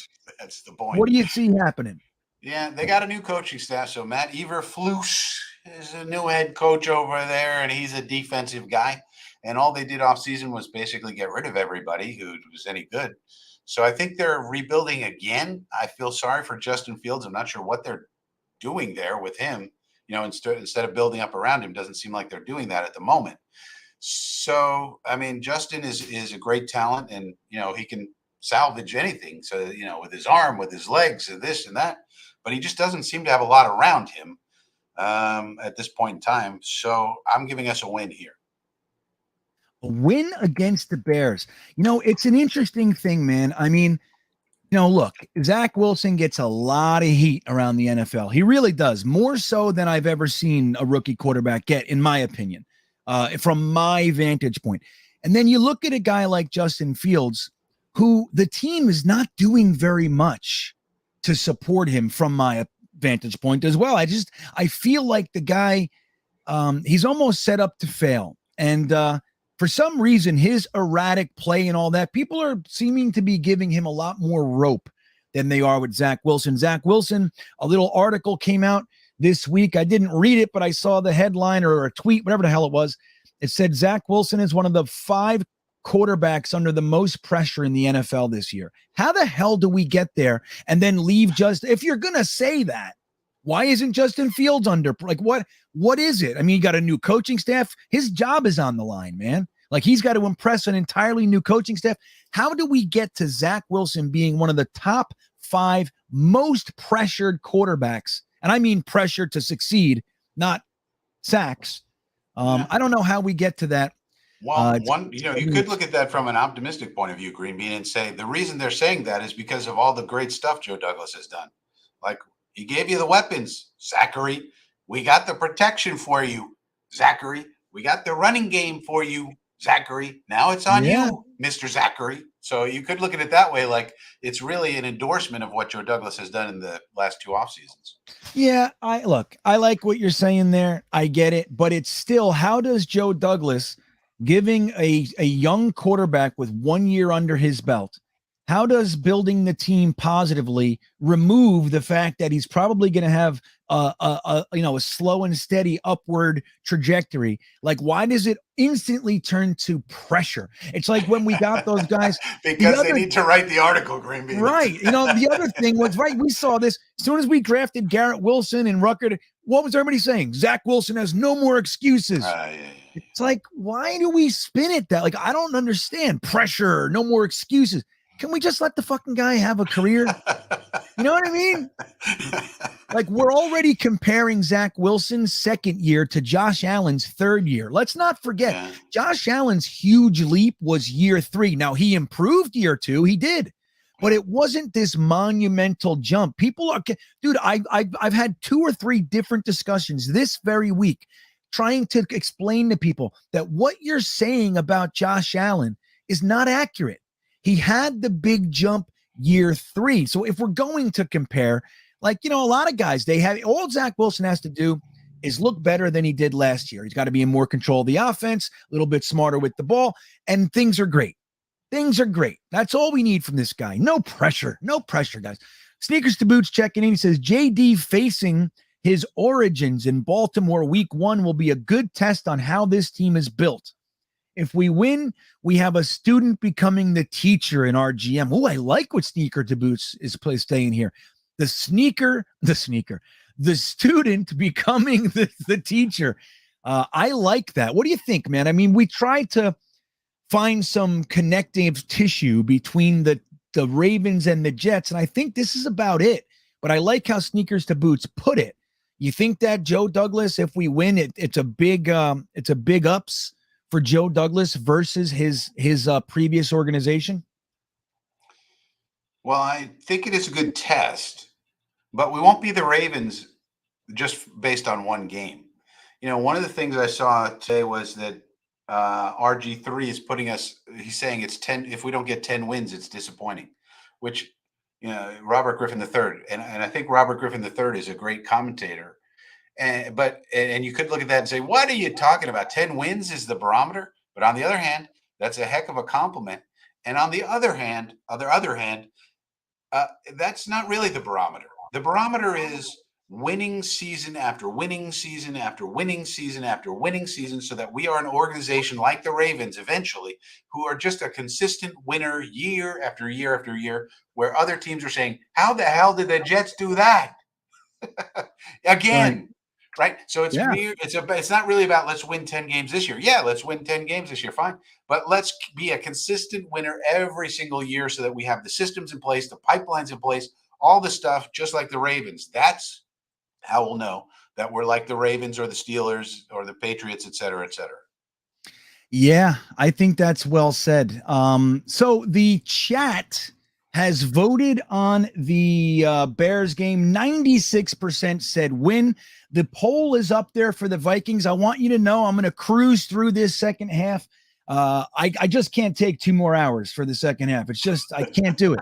We have Wat2K did some research for us for our opening day games, like how we've done, who we've played, all that sort of stuff. So we can kind of use a little bit of history to get our opinions, include as much information as we can, so our opinions are a little bit more rounded. So we're going to bring him on in just a second. Thanks for the super chat, Sneakers to Boots. Let me move on to the Vikings. Frankie, quickly, how do you see this one? It's on the road. It's week 13. They've gotten their act together. They've got the notorious KOC as the new head coach. I think he's going to get the most out of Kirky Cuzzo. And they have that running game. They got Justin Jefferson. They got Lewis Cine now. They got a good defense. They got Daniil Hunter. They got all these pass rushers over there. They got Harrison Smith. I think the Vikings are going to be good this year, so I'm going to give us a loss on the road here. A loss on the road. I hate the Vikings. I know you do, and I don't understand why. They have done nothing to us. They've done nothing to us. They took Chris Herndon off our hands, for God's sake. Yeah, that was good. Joe Douglas has done well with the Vikings. And don't forget, too, they were our trading partners in the AVT trade. So it was their pick that we used for AVT. But I have a whole bunch of reasons. I won't go through it again on why I hate them. I have 2 or 3 at least reasons why I hate every team in the NFL. The Vikings are up there kind of high. But anyway, I think that I think we're going to lose this one too. I think it's, like you said, it's an away game. We just beat the Bears and, we came off the bye, and I just think, I don't see us winning it. So I think it's going to be one of those games we lose unceremoniously. Kevin C checking in. He says, in fairness, Johnson hired JD and let him hire Saleh. Well, the interesting thing, Kevin, is that he actually hired Adam Gase, and Adam Gase's problem with Mike McCagnon was so potent that they had to fire McCagnon, bring on Adam Gase's number 1 choice, JD. Is he one of the only 3 guys that still considers Adam Gase his friend in the NFL? So they bring on Adam Gase's friend. The really brilliant thing is letting him fire Adam Gase. That's that's the threshold for me to see if JD was going to be a good GM. Like, they gave JD the keys and they let him fire. Actually, Chris Johnson came out and announced the firing and said it was his decision. But I'm going to tell you right now, that was JD, showing that the team is more important than any quasi friendship that he has. And they fired Adam Gase, and then JD was the general manager from that point on. They actually announced Joe Douglas is the GM and will handle all the football decisions. So yeah, I mean, that's when it really started. Like Frankie was saying before, Robert Saleh is on JD 100%. So if Robert Saleh ends up sucking, as much as I like JD's moves and the way he's doing things, this is a big one. His coach, this is his hand-selected coach. So they got to make this work. If Robert Saleh ends up being a flop, that's going to be on JD, and it's going to be a big one on JD. So, all right, let me look at this chat here. I'm going to bring Wat2K on. Wat2K, we're going to still continue the schedule thing, kind of get this done, but I also want to hear your collected data, but we still got to wrap this up. So let's see what we got here. 68% say win, Frankie. So they're with you. 68% said that the Jets are going to go up to Minnesota in just a gorgeous stadium. Everything MetLife isn't. And they're going to beat the Vikings. So I had it as a loss. So. Oh, you did? I thought you said I had it as a loss too. So Frankie and Bean say loss. The chat has spoken and they say win. So let's bring on our good friend Y2K so he can stay here with us nice and quiet like and help us do this. How you doing, Y2K? You good, buddy?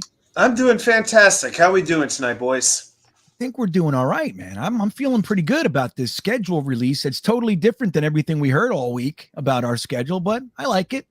You like this schedule, Y2K?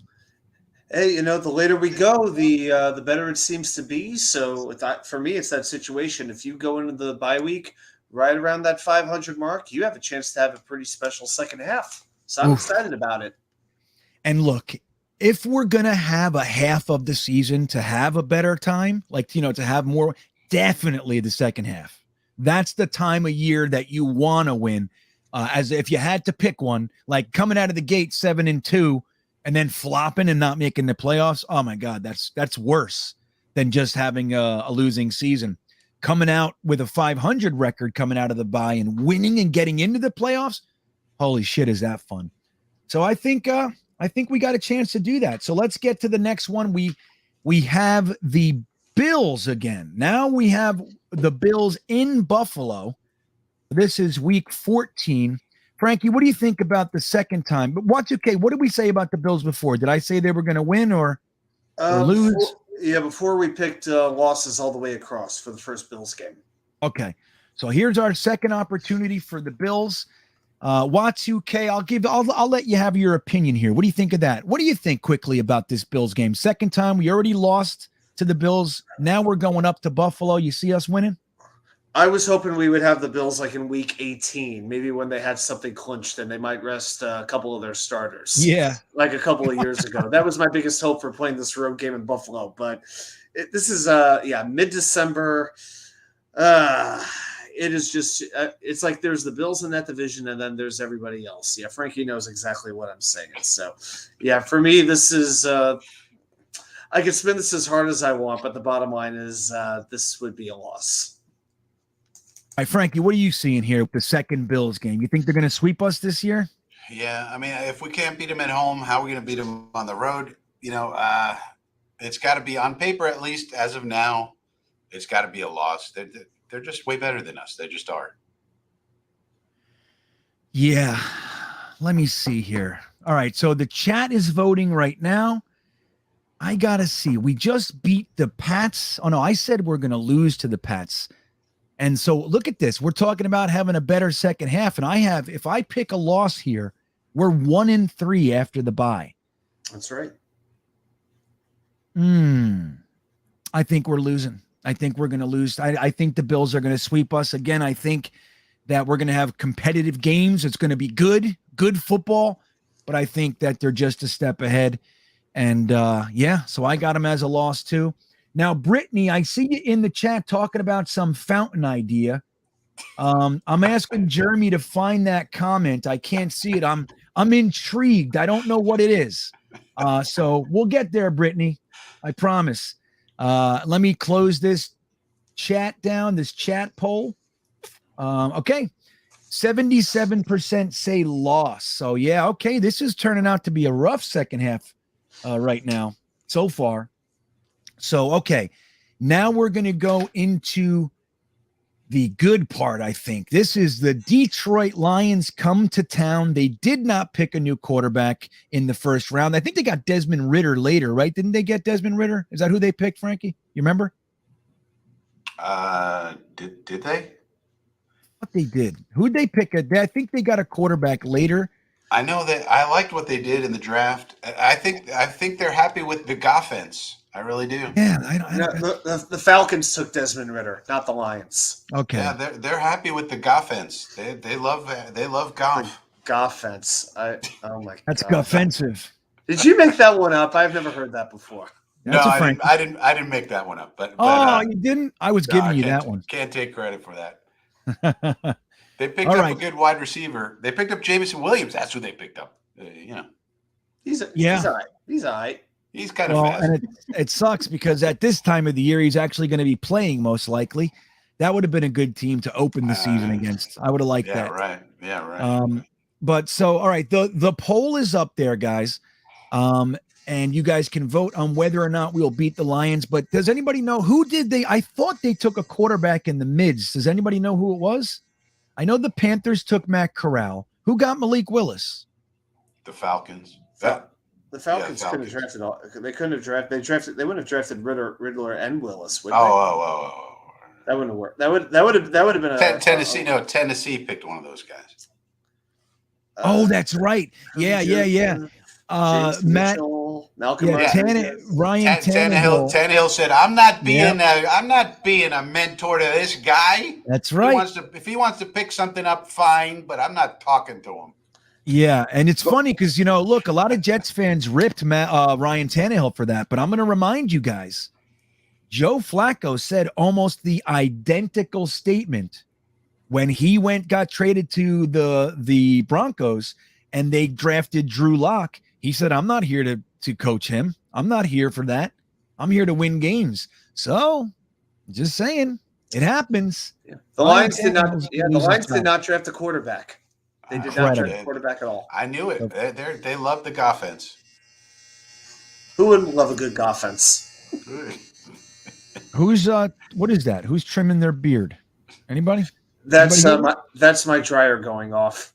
Oh, okay. That's the way to do it. It can wait. It can wait. It's funny. I used to, like you guys know, I was I ran a rehab for a number of years, and I would have these groups and stuff, and I would do life skills groups, and I would try to tell people, like these guys in rehab, they didn't know, very, very little about life skills, like how to do things. And one of the things I would use in the very beginning is a questionnaire, like what chores would you start first? And so like, here's 5 chores. Which one do you start first? Which one do you do second? And I was always blown away that people didn't know to start the laundry before you do the dishes and stuff like that. Now, why would you start the laundry, Y2K? Why you do the laundry first? Well, for one thing, you got to do the washer and the dryer. It takes a lot longer than anything else takes. So get that out. And that is correct. But the other thing is because the laundry's getting done while you do the dishes. So, right. Doing the dishes and then, you elongate the process. So anyway, I just wanted to say I'm proud of you for starting the laundry before you got here with us, because now it's done. You see, I like this. Okay. So the chat poll is up and this one's going to be closed down early. It is 94%. Frankie, you think we're beating the Lions? Yes or no? I do think the Lions will be much improved, but I do think we beat them. Yes. All right. Y2K, you think we're beating the Lions? Absolutely. All right. I think so too. So the chat said very sure-footed statement here. They said yes with 94%. So looks like we're going to beat the Lions from this, as far as what we're thinking. So now we have week 16, the Trevor Lawrence-led Jaguars coming here to MetLife. What do you think? Frankie, what do you think? Are we going to beat the Jags? Is Trevor Lawrence and his expensive wide receivers and his new guard and everybody, are they going to be rearing to kick our ass, or what does it look like for you? Well, obviously they're going to be an interesting team to watch. They have a new head coach, so Trevor Lawrence has to start all over with the Peterson offense.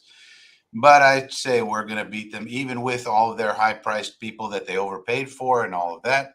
I think this is a win at home in prime time. We did get a prime time game, so I think we're going to win it.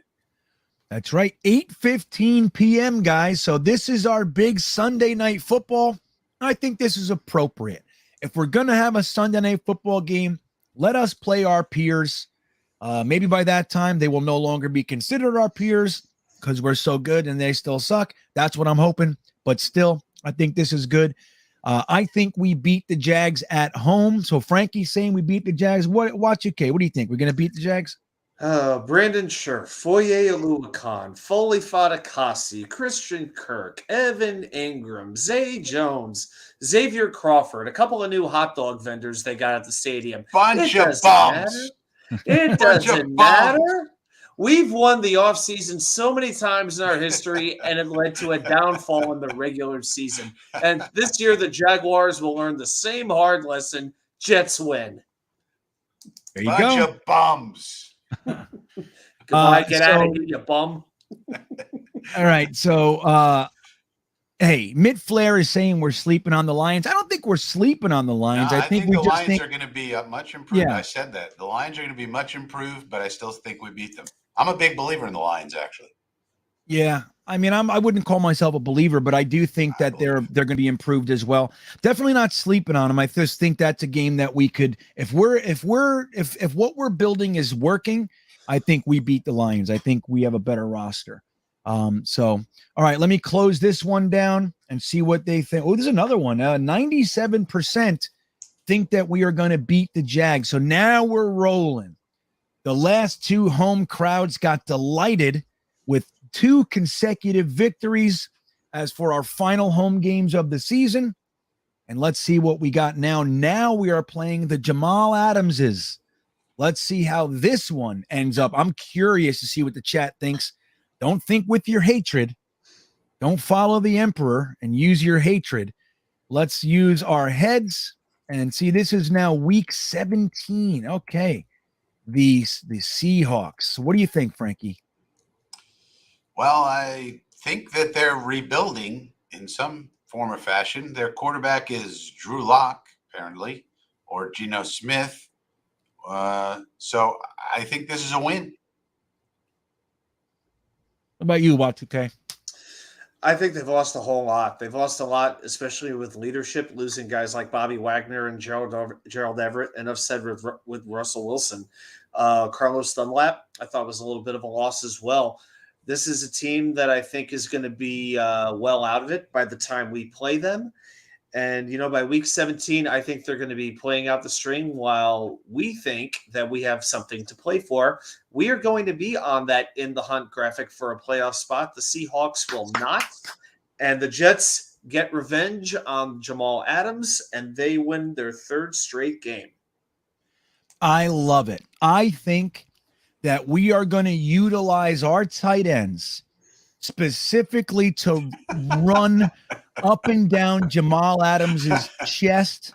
And I think we're looking to make a fool out of him this game. And we'll see how many cigars he's smoking after this one. I think we're going to kick their ass. That's what I think. They're definitely rebuilding. It's a good time to get him as far as, we don't play him every year. This is a good year to play him, I think. And I think that it's time for the Jets to make a statement about this trade. The capital has now been used. The trade is officially over.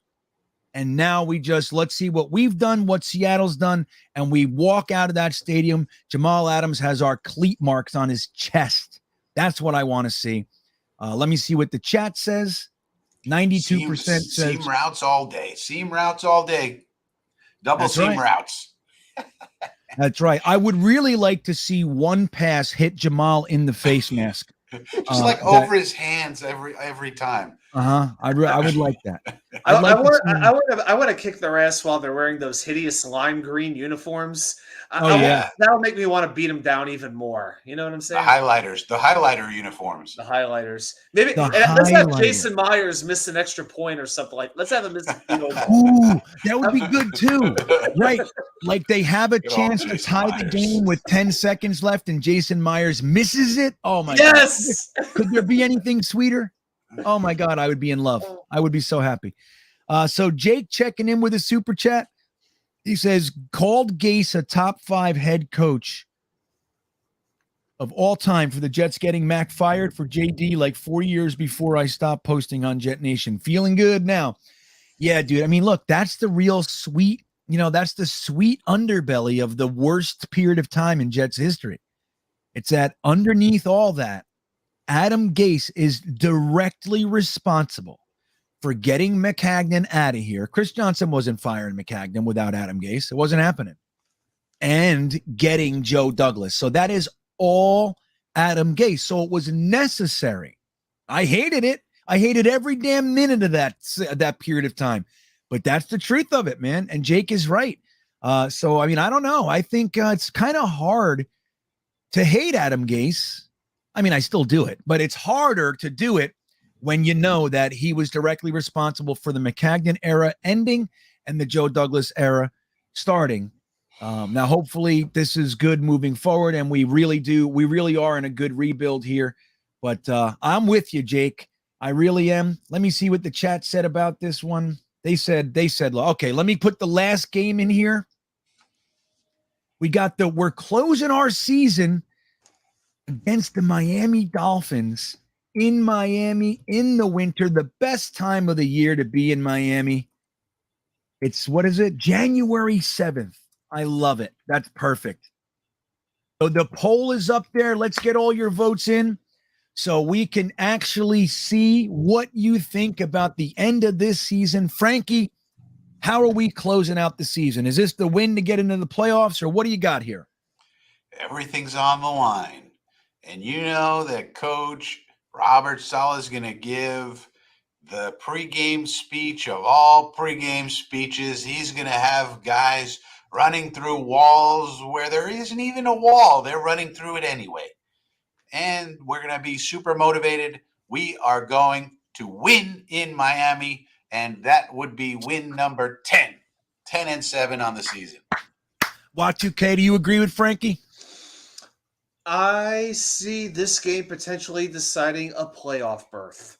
I see this as it could come down to just one play between two bitter rivals. It would not be the first time in the history of the rivalry we have seen this. I will make one bold prediction for this game, that it will be Teddy Bridgewater playing quarterback and not Tua, whether through injury or ineffectiveness. But it doesn't matter. We've got that fierce pass rush. The Jets win this game. I love it.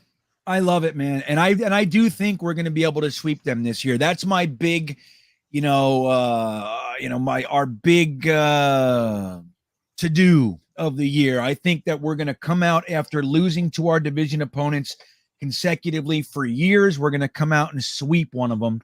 And I think it's going to be Miami. And the Tinderbots are back. Let me get rid of these guys. Remove. Oh, look at them. They're in here now, baby. They're attacking.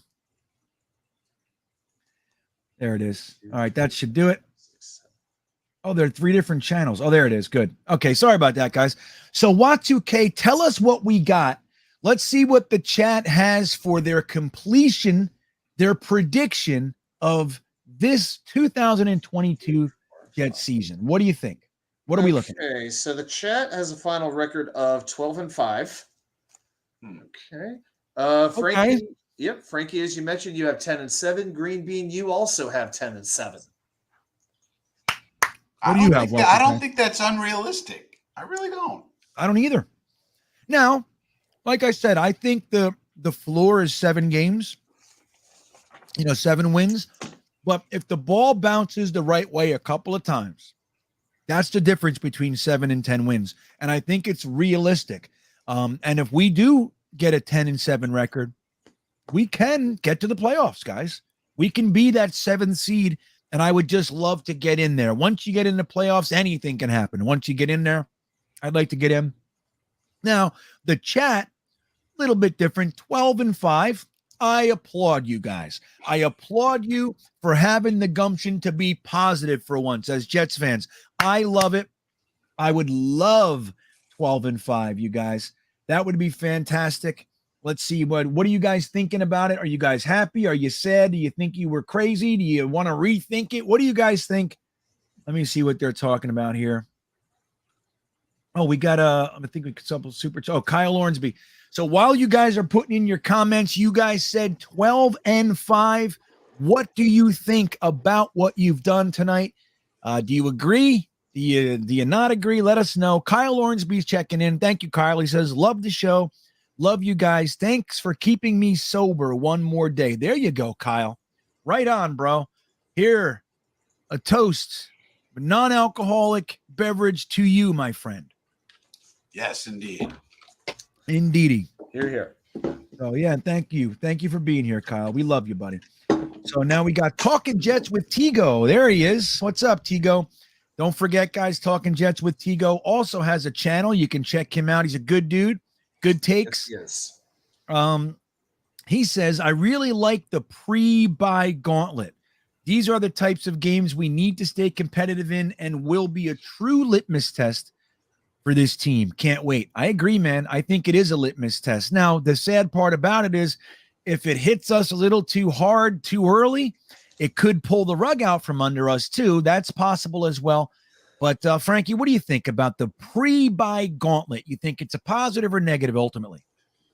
Well, it's a litmus test. I think that's true. I think it is a positive. We got to know where we stand. We think we've made all these improvements to the roster, and it stands to reason that we have.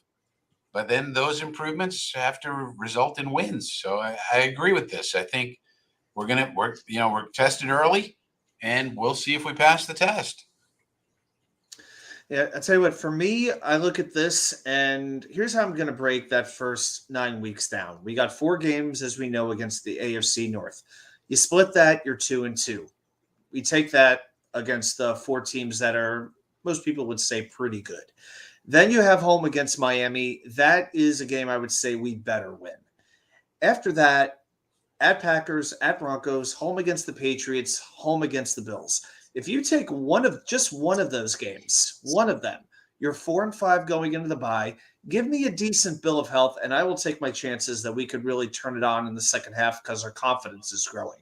And if we're 4-5 healthy with a young, confident, excited team, there's no telling what they can do in the second half of the season. All right, let me say something. So Nathan Colgrove, I'm sorry. It seems I have kind of banned you. I'm sorry. Like I was trying to block the sex chats again, and it moved real quick when I hit ban this user or whatever the hell it is. Nathan, trying to bring the sex chats in, man. You know better. I'm trying to undo it. I unhid you, but I don't see the option to like reinstate. So report and move, put users into hide use. I think you're good, Nathan. Try to comment, buddy. It's my bad. It was definitely not intentional. I'm sorry.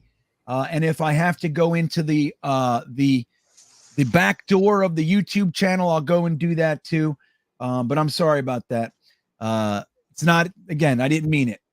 My bad. So it says you're unhidden. Try to comment. If I don't see you comment in the next few minutes, I'm going to know I got to go into the back door here. So sorry about that. Let's see. So orphanage. Let me get a couple comments here. Let's see what we got. Yeah, these fucking sex chats, man. I can't believe it. All right. So I'm sorry. That threw me a little bit, guys. Forgive me. So people saying maybe 11 wins. Eddie McGuire saying 8 wins. Jets forever. He's sticking to it. He says Super Bowl or bust. I don't care. I like the positivity. I like it. 12-5 from Lou Schnatter. Or Schonder. Schnatter. Dylan Grace checking in with the super chat says, you guys are living a pipe dream. This schedule is brutal. Most of the teams we're playing are either Super Bowl contenders or playoff hopefuls. Realistically, 6 wins. This schedule is rough. Yeah, it's very possible. It's very possible. Like I said, I'm thinking 7 is a bottom end. 6, I mean, 1 game here, I wouldn't be blown away. But I think we got to win more this year, and I think we can. I mean, we made a lot of strides here. It's all about the coaches now, But I'm with you. I think it is brutal. 12-5 is probably unrealistic. I don't think 10-7 with the, look, let's say the injury bug gets taken care of. Last few years, we have been decimated by injuries. Let's say the injuries don't happen like they have the past few years. You got Carl Lawson on the field all year. You got Elijah Moore and Michael Carter on the field all year. You got Mekhi Becton on the field all year. If those types of things happen, which is a big if, we know that, but it's not unrealistic to think these players are good. They can win some games. So I'm with you. I think that the schedule is tough, but I also think we've done a lot to improve this team. And we should win 7 to 10 games this year. And let's see. I know you're rooting for it, Dylan. I know. He's just got a more realistic take. So, Frankie, what do you think about what Dylan's saying here? You think he's got a leg to stand on? You want to try to make him feel better? What do you got for Dylan? Well, I think a lot of it just depends on how good and how improved we are. Yeah, these teams are tough, but how much better are we? And Right. to me, that's the real question is how much better are we? We're going to be better, but how much better?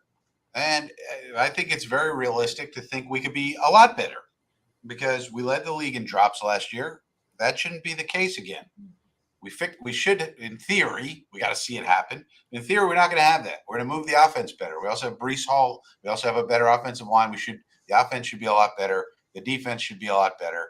I think it's very possible that we're very improved, pending injuries. So I think that has to be taken into account as well. It's really, to me, the way I see them, it's really more about us. How much better are we? And that depends on Zach. It depends on how the new guys do. Depends on how quickly the rookies come on and perform, and how much of a leap the rookies from last year make. How much better is AVT going to be? Can someone tell me? I'd like to know. I think he's going to be better. Is he going to be Pro Bowl better? If he is, that makes a big difference. So to me, it's really about us. How much of a leap is Zach going to make? How much of a difference is Breece Hall going to make? How much difference is the tight ends actually blocking people going to make? So that's where I think the optimism's coming in is that as Jets fans, we're seeing that we can be a lot better than we were last year. We can be a lot better than we were last year. Yeah, I agree. What do you think about that, Y2K?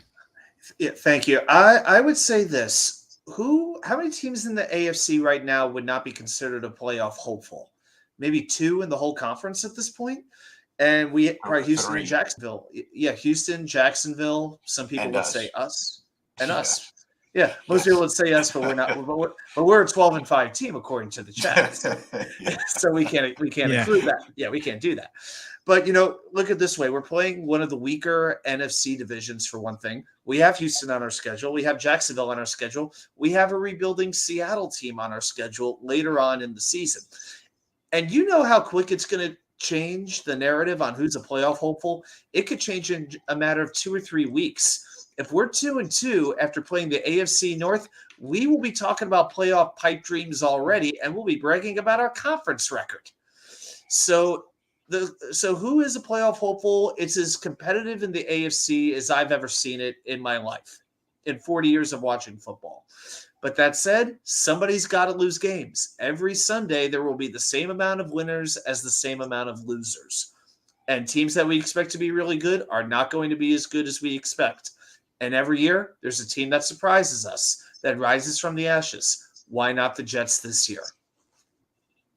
I agree. Now, I want to tell you guys what I'm doing. Nathan, I'm trying to unban you right now, buddy. I'm sorry. Not Houston.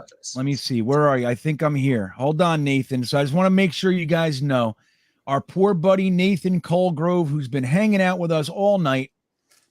I banned him. Oh, look at all these names. I got a lot of people banned here, like guys like Barabbas. You guys remember Barabbas and Jack Meoff? Remember those guys? I remember Barabbas. Yeah, I definitely remember Barabbas.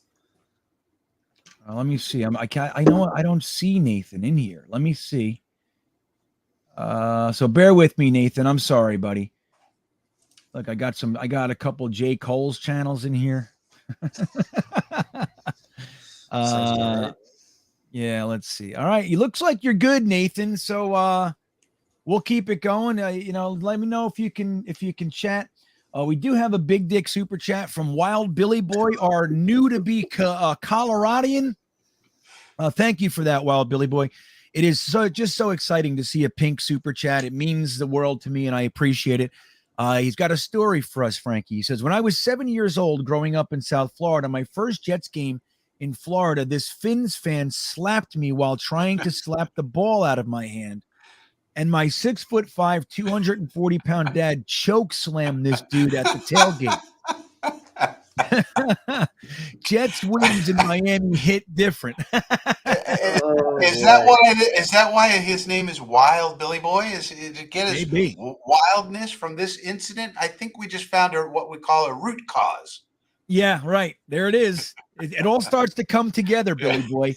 Let me say this. Number one, I commend your father. That's the kind of father that I am, and that's the kind of father I had. Now, it doesn't always come with a bunch of other positives, and I'm not speaking for your dad, but my dad had that going on. My Aunt Gina will attest. but it came with a bunch of other stuff that I didn't necessarily like with that. But I'll tell you what, I took my son's first Jets game was in Miami. My son's first 5 or 4 Jets games were in Miami. And there was one game where Miami, I forget what the scenario was, but it was a tight game and they won like at the end of the game. Like and they were doing the whole like, oh, that song.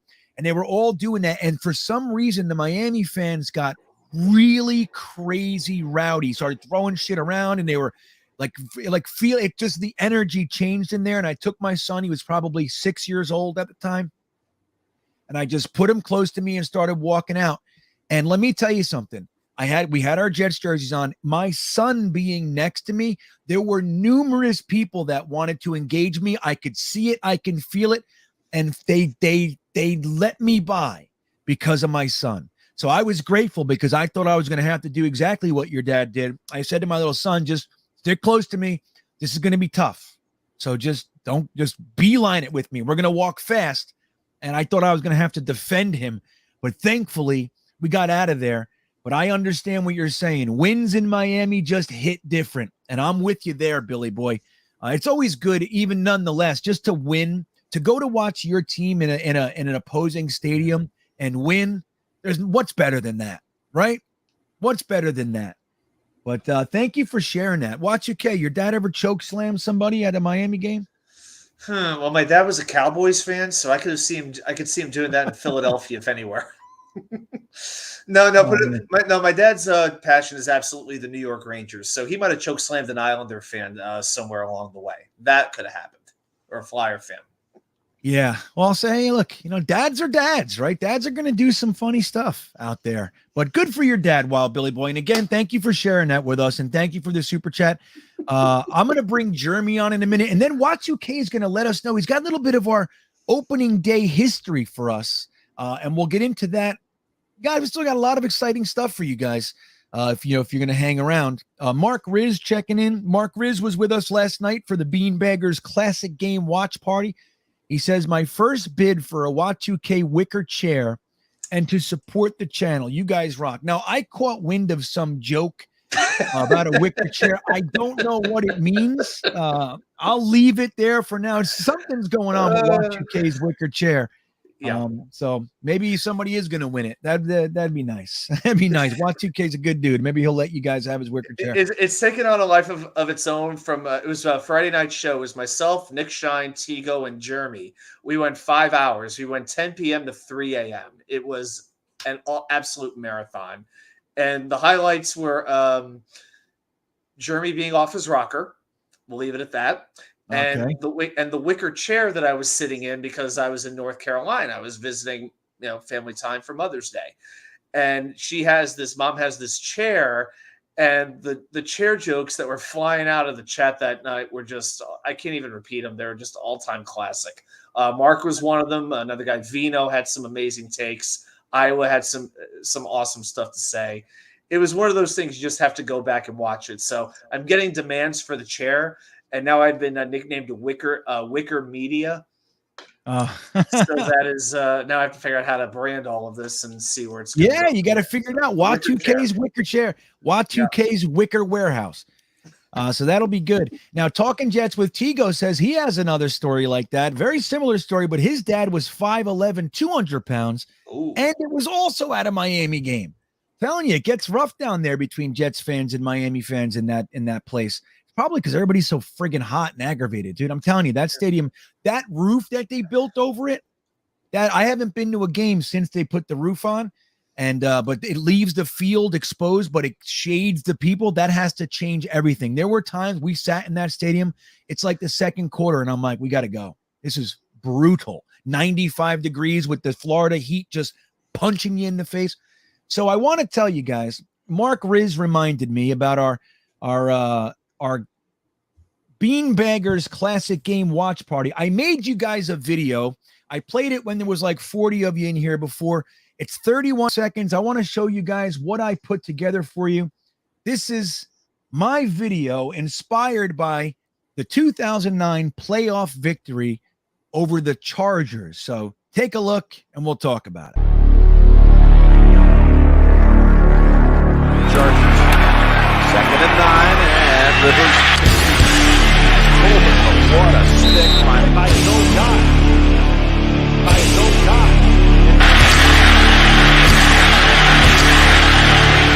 Shepard is the one down on the field. And making the catch, and that collision with Brian Thomas. Injury timeout.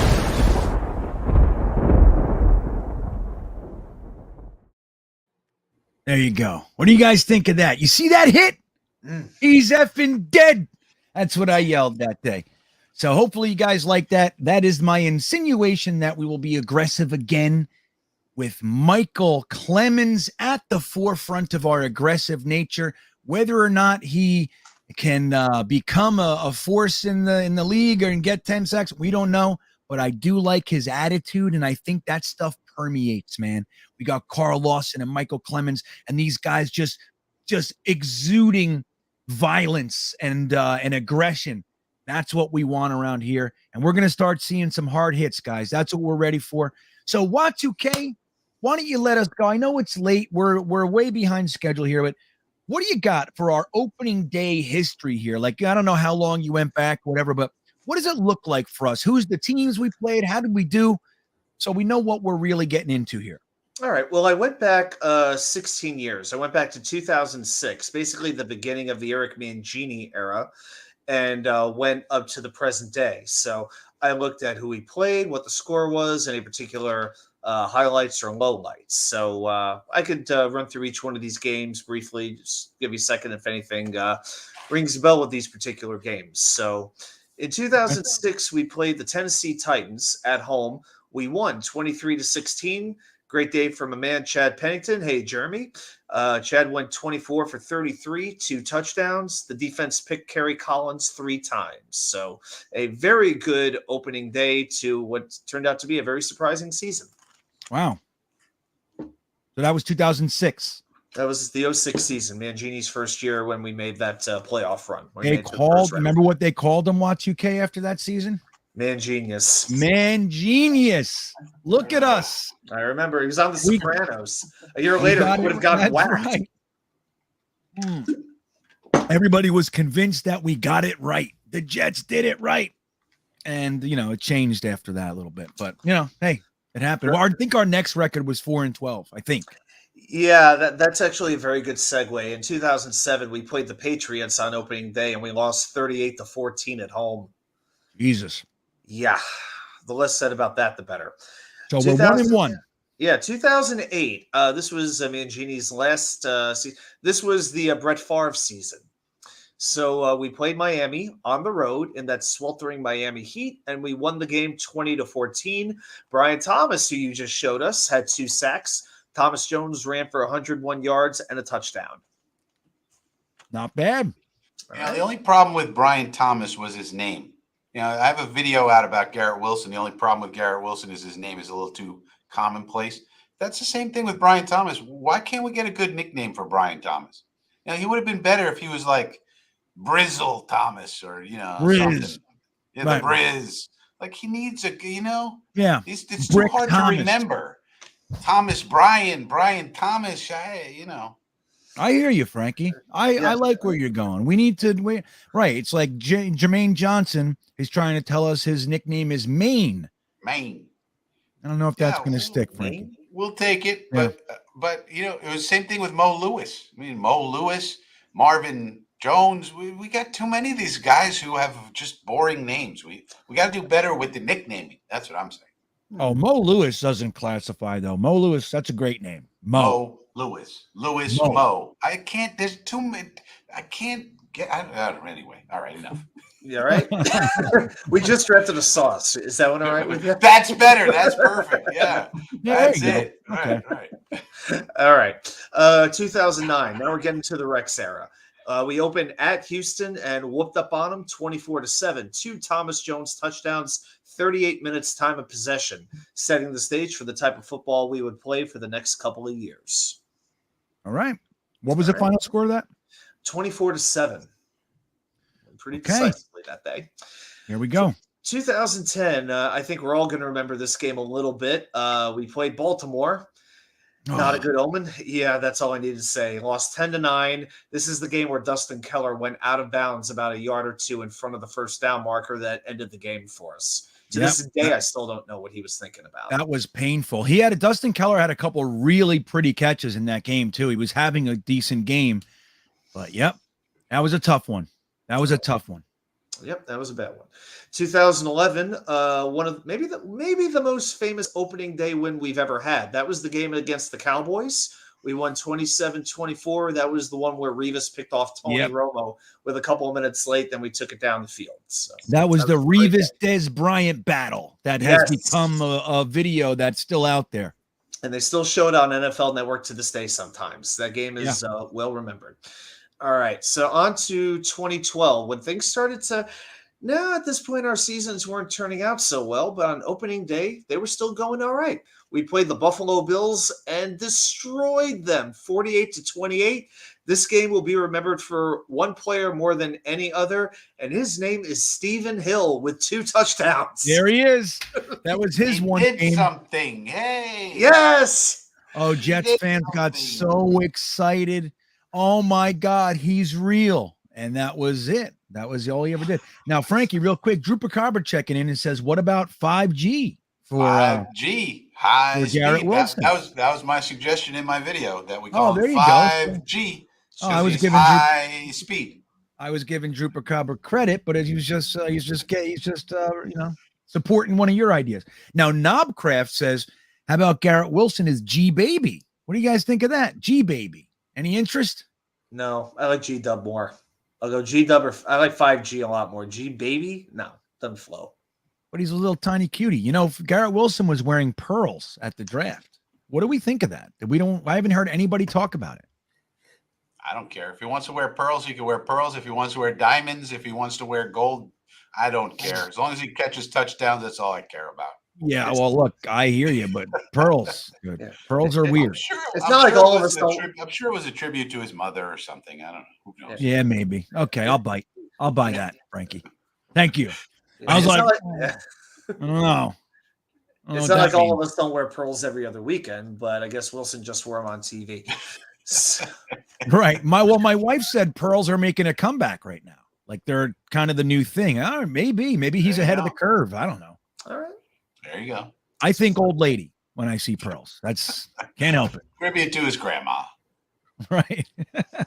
All right, Watts UK. Continue, buddy. All right, 2013, home against Tampa Bay, and we won again, 18-17. We had 3 Nick Foles field goals and a riveting quarterback showdown between Geno Smith and Josh Freeman. And the only touchdown we had that game was from Geno Smith to Kellen Winslow Jr. That's right. I believe is now in jail. Just before he got caught in the Florham Park CVS parking lot for being slightly inappropriate. Yeah, that was good. Oh, my God. Our history. Look it up. We're not going there. Look it up, right. Yeah. All right, 2014 at Oakland. This was Rex's last season. We won again, 19-14. A 71-yard touchdown rush by Chris Ivory fueled that victory. So that's a heck of a run, wouldn't you say? That's 7 wins in 9 years on opening day between Mangini and Rex. See that? We had something. We did. Not bad. All right, then we go to 2015, the first year of Todd Bowles and the last relatively exciting season this franchise has had. And it got off to a great start again. We played Cleveland, 31-10 victory. Chris Ivory, 2 touchdowns. Cleveland played 2 quarterbacks that day. 2 gentlemen by the name of Josh McCown and Johnny Manziel. Look at that. No wonder we won.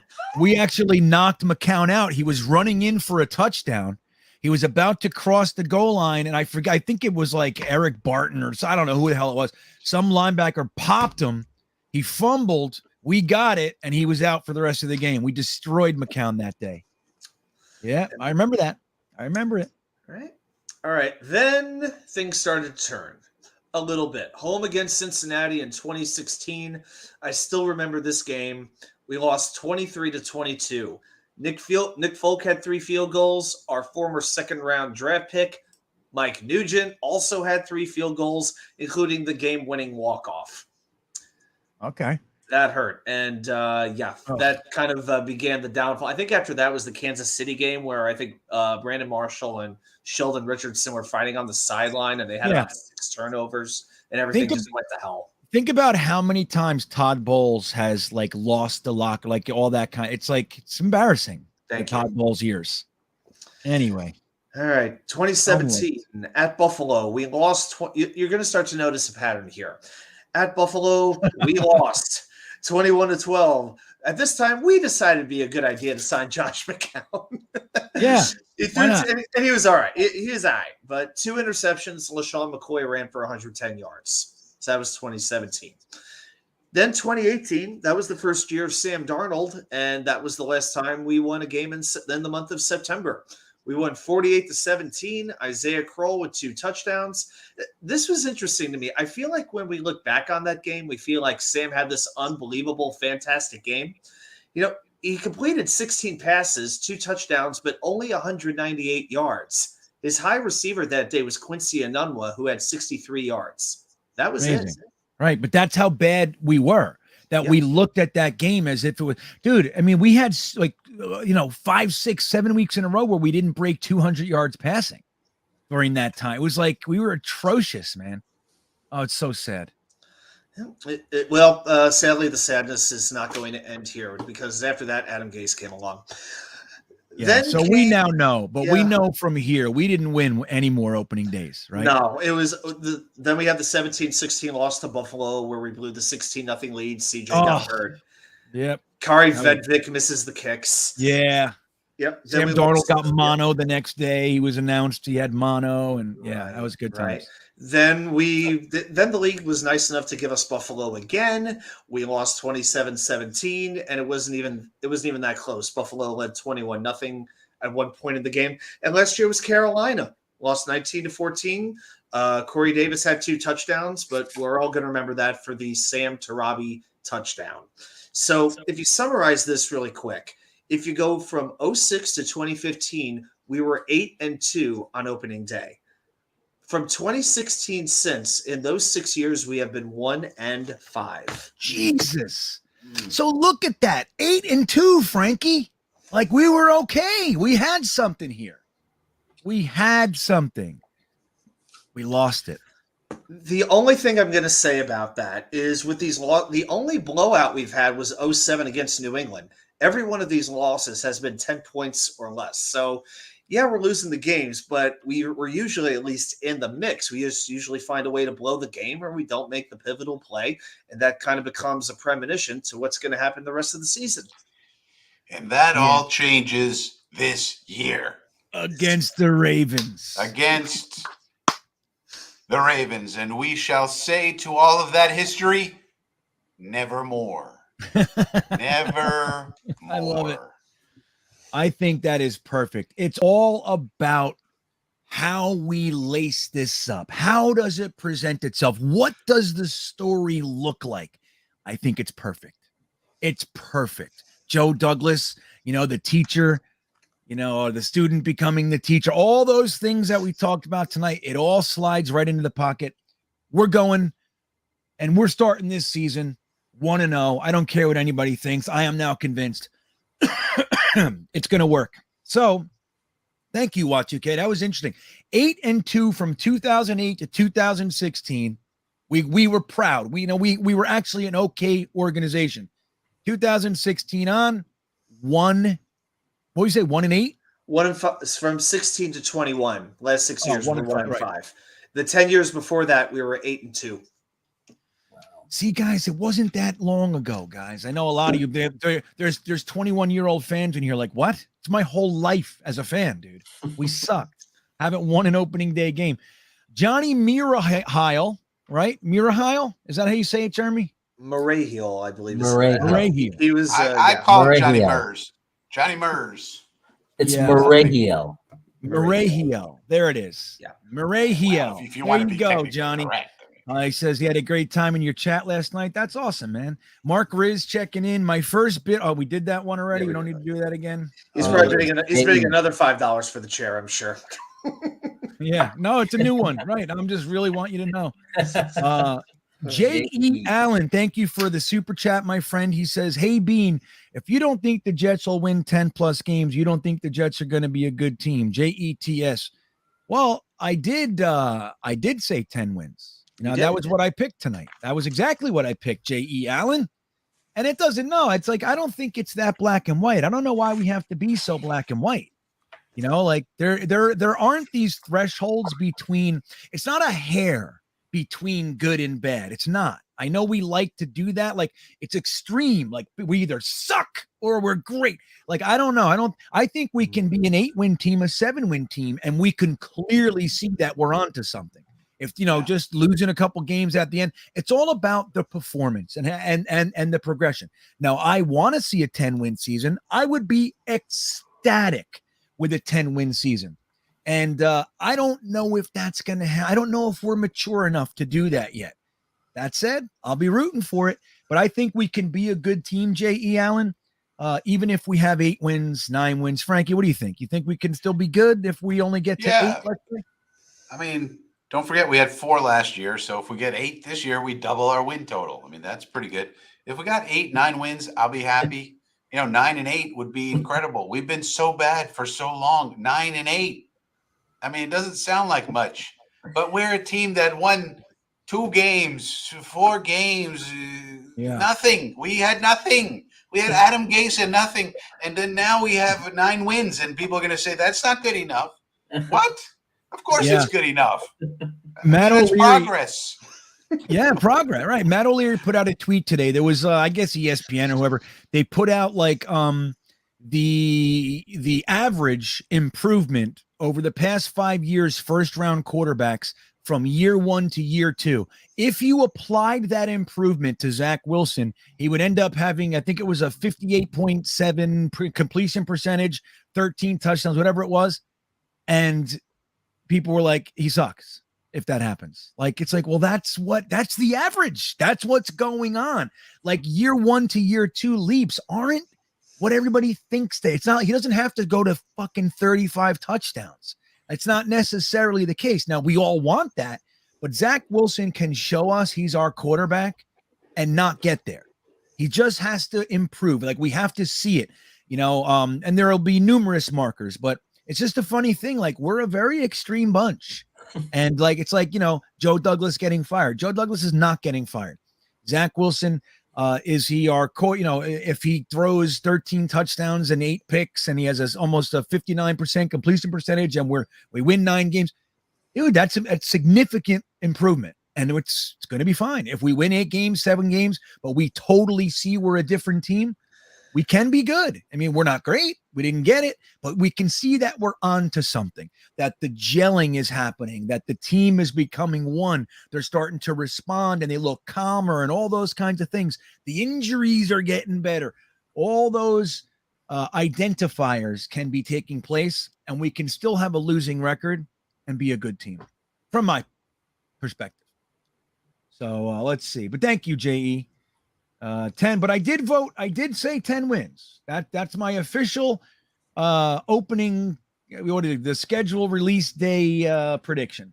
So we got another one here. NorCal Steve, thank you for that, NorCal. I don't see a question. We'll try to scan the chat and see if you got one there.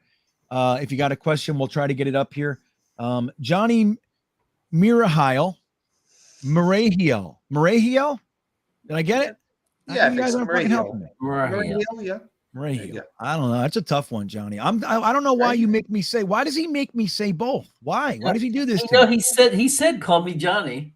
And he said every time I see him, he says about my last line, just like Johnny. I'm gonna call you Johnny because clearly I have a friggin' mental disorder that won't let me get it right. Mirahiel. Johnny says, "Can we get a recap of some of the great Clemens memes?" Oh, I don't know. I think we're just about done with that. We could do a couple. Jeremy, what's your favorite one? Oh man, you put me on the spot like that. All right. Anybody have a favorite one? My favorite one is from Kev Chata. He said Michael Clemens lost his virginity before his father did. Oh, that's a good one. I like that. Yeah, Michael Clemens cuts onions and makes them cry. That one's pretty good. There's so many great ones. Yeah. In fact, the trivia we will be doing tonight is Michael Clemens related. I will say that. Oh, because good. After this week, how could I not do something Michael Clemens related? Yeah, we got to wrap it up. Michael Clemens interview. We've never seen a 4th round pick for the New York Jets get like cross over to the extreme that he did, to the beloved feelings people have for him via one interview. It's one interview, and Jets fans are now saying things like Michael Clemens is the steal of the draft. Michael Clemens is going to do better than Jermaine Johnson. All this stuff. He's going to get 10 sacks. Dude, he's a 4th round pick now. And me saying that, I have been labeled a Michael Clemens hater because I'm just like, he's a 4th round pick. Why don't we give him a second? I like it too. But let's you and be real. O'Leary, huh? Both of you. Okay. Yeah, we see how it is. I know everywhere I go, people. There's a comment everywhere I am. It's like, yeah, well, if you didn't hate Michael Clemens so much, I don't fucking hate Michael Clemens. I just Besides, know it'd be dangerous to your health to hate Michael Clemens. He might hear tell of it. That's true. we did get a request in the chat from Stud City. The Jets, I don't know if you saw, and I just texted it to you, Green Bean. The Jets released an animated version of their schedule release. I happened to watch it earlier, and it was pretty creative. So I don't know if we want to play that right now, but where is it? It's got to be online. Can you? Where is it online? It's on the Jets Twitter, but I texted it to you also just a minute ago. So don't know what the access is, but I did send it your way. Let's see here. All I'm going to say is this: Ron Middleton is involved. That's all you all need to know. Yeah, there was one last night where they said, and John Nolte's bringing it back up. There was one on my chat that said, Michael Clemens speaks Braille. Think about that for a minute. You basically can take all the Chuck Norris memes and just change them out to Michael Clemens. I mean, just take all the Chuck Norris memes, and just put Michael Clemens in there, and it's basically the same thing. Right. Yes. Totally. All right, here's the Jets official site. Here is a flight 2022 here. 120 days till Baltimore. Sound like 1 or 2 from there, but yeah, you're on the right track. Let's see here. Looks like a little cartoon, like almost looks like a peanut strip sort of thing. Okay. All right, let's do this. All right, let's see what this is, guys. I'll get you guys the thing over here, and we'll see what it looks like. Can you guys see this? What an excellent. Can you hear it? Yeah. Yeah. Okay, here we go. Till I got the microphone. Yeah. Hey, dog. Like I said at the beginning of the week, bro. We needed this, bro. Yes, sir. What an excellent route. Barrios shot out of the cannon. Down the middle, he's got it. Elijah Moore, the 20, the 10, the 5. So Salah rolls the dice. That second timeout to think about it a little bit more. They change their mind. And now they say touchdown. Hey, y'all already know. Let's put all the pieces together. And a nice drive put together by the Jets. This isn't really that good. Hell of a job. You should be proud of yourself. There you go. Yeah. Fly around and do what the y'all know what to do. Don't put too much thought into it. Just have some fun out there, boys. Team effort. Quentin Williams. He has been a monster for the Jets. Hey, the key is let's start fast. Let's be dominant. Dominate on 3. 1, 2, 3. Dominate. That's good. Look at Josh Allen. Let's ride, baby. That's Carl Lawson. Baby, to the wheels follow. Oh, we knocked over their table. That's great. Ain't nothing else needs to be said. You know how the enemy lost today. Yeah. You a dog. It's a menorah. You're the dog. It is caught. Corey Davis again. His second of the day. Bring it in. I need to feel your energy. Today. Feel your energy. Oh, that's great. I think that was well done. All right. Well done. Yeah. You didn't like it, Frankie? They've done better. Usually they're excellent. That was I felt like that wasn't so good. No, they made look what they did. They picked every team, made a scenario, and used a statement, something said about the Jets to apply to that. I think it was well done, Frankie. Well intentioned. I think it was well intentioned. Frankie's a grump. The execution a little weak. I think it was good. I liked it, guys, and it's okay to like it. I want you to know that. You're not a hater if you don't. Jets Carpetbagger, thanks for checking in, buddy. He says, what's your favorite tailgating food? Burgers, dogs, brats on hoagie with kraut. Well, we'll go around the panel with this one, but I'm going to tell you right now, even though it doesn't always happen for me, my number one tailgate food when they're done right, in other words, when I do it, it's wings. I like wings. And I can make them tailgate version that they're so good. People talk about them for decades. That's the truth. So I would say wings is my favorite, but other than that, I would like a good, well done sausage and peppers on a hoagie bun, like that kind of a thing, or maybe even a Kaiser. But sausage and peppers, but wings. What do you think, Jeremy? What do you got? Oh man, I like it all. You know me, but like I love wings. Love me some wings. Hoagies, I'm not trying to be a Philly boy or anything like that, but like I'll when I go out towards Jersey, the last time was we stopped at a Wawa. They have pretty decent Philly hoagies. So I have some friends from the Philly area, and they always tell me about like hoagies at a football game, and it works really well. Hoagies, interesting. I don't think I've ever had a hoagie at a tailgate. Honestly, and I love myself a good sub sandwich, man, but I don't think I've ever had a hoagie at a tailgate. Interesting thing to say. Frankie, what's your tailgate food if you got to pick one? Well, I've never been tailgating, so it's going to be TBD. Oh, I'll let you know after this year. There you go. Well, look, you always get the cheeseburgers and dogs and stuff like that, Frankie, but now being your first time at this advanced age, maybe you can get a little bit more creative. You can, we'll do see. something right. That'll be fun. Watch2K, what about you? I'm something of a sandwich connoisseur. I like trying different sandwiches out. A good steak sandwich, you can't go wrong with that. But living in the Midwest for as long as I did, I definitely came to appreciate a good bratwurst. And it's funny because I'm not a big sauerkraut guy. I don't like sauerkraut on a hot dog, but if you have like some on a bratwurst with some brown mustard, a little sauerkraut, and some grilled onion, it works really, really well together. I can't explain why.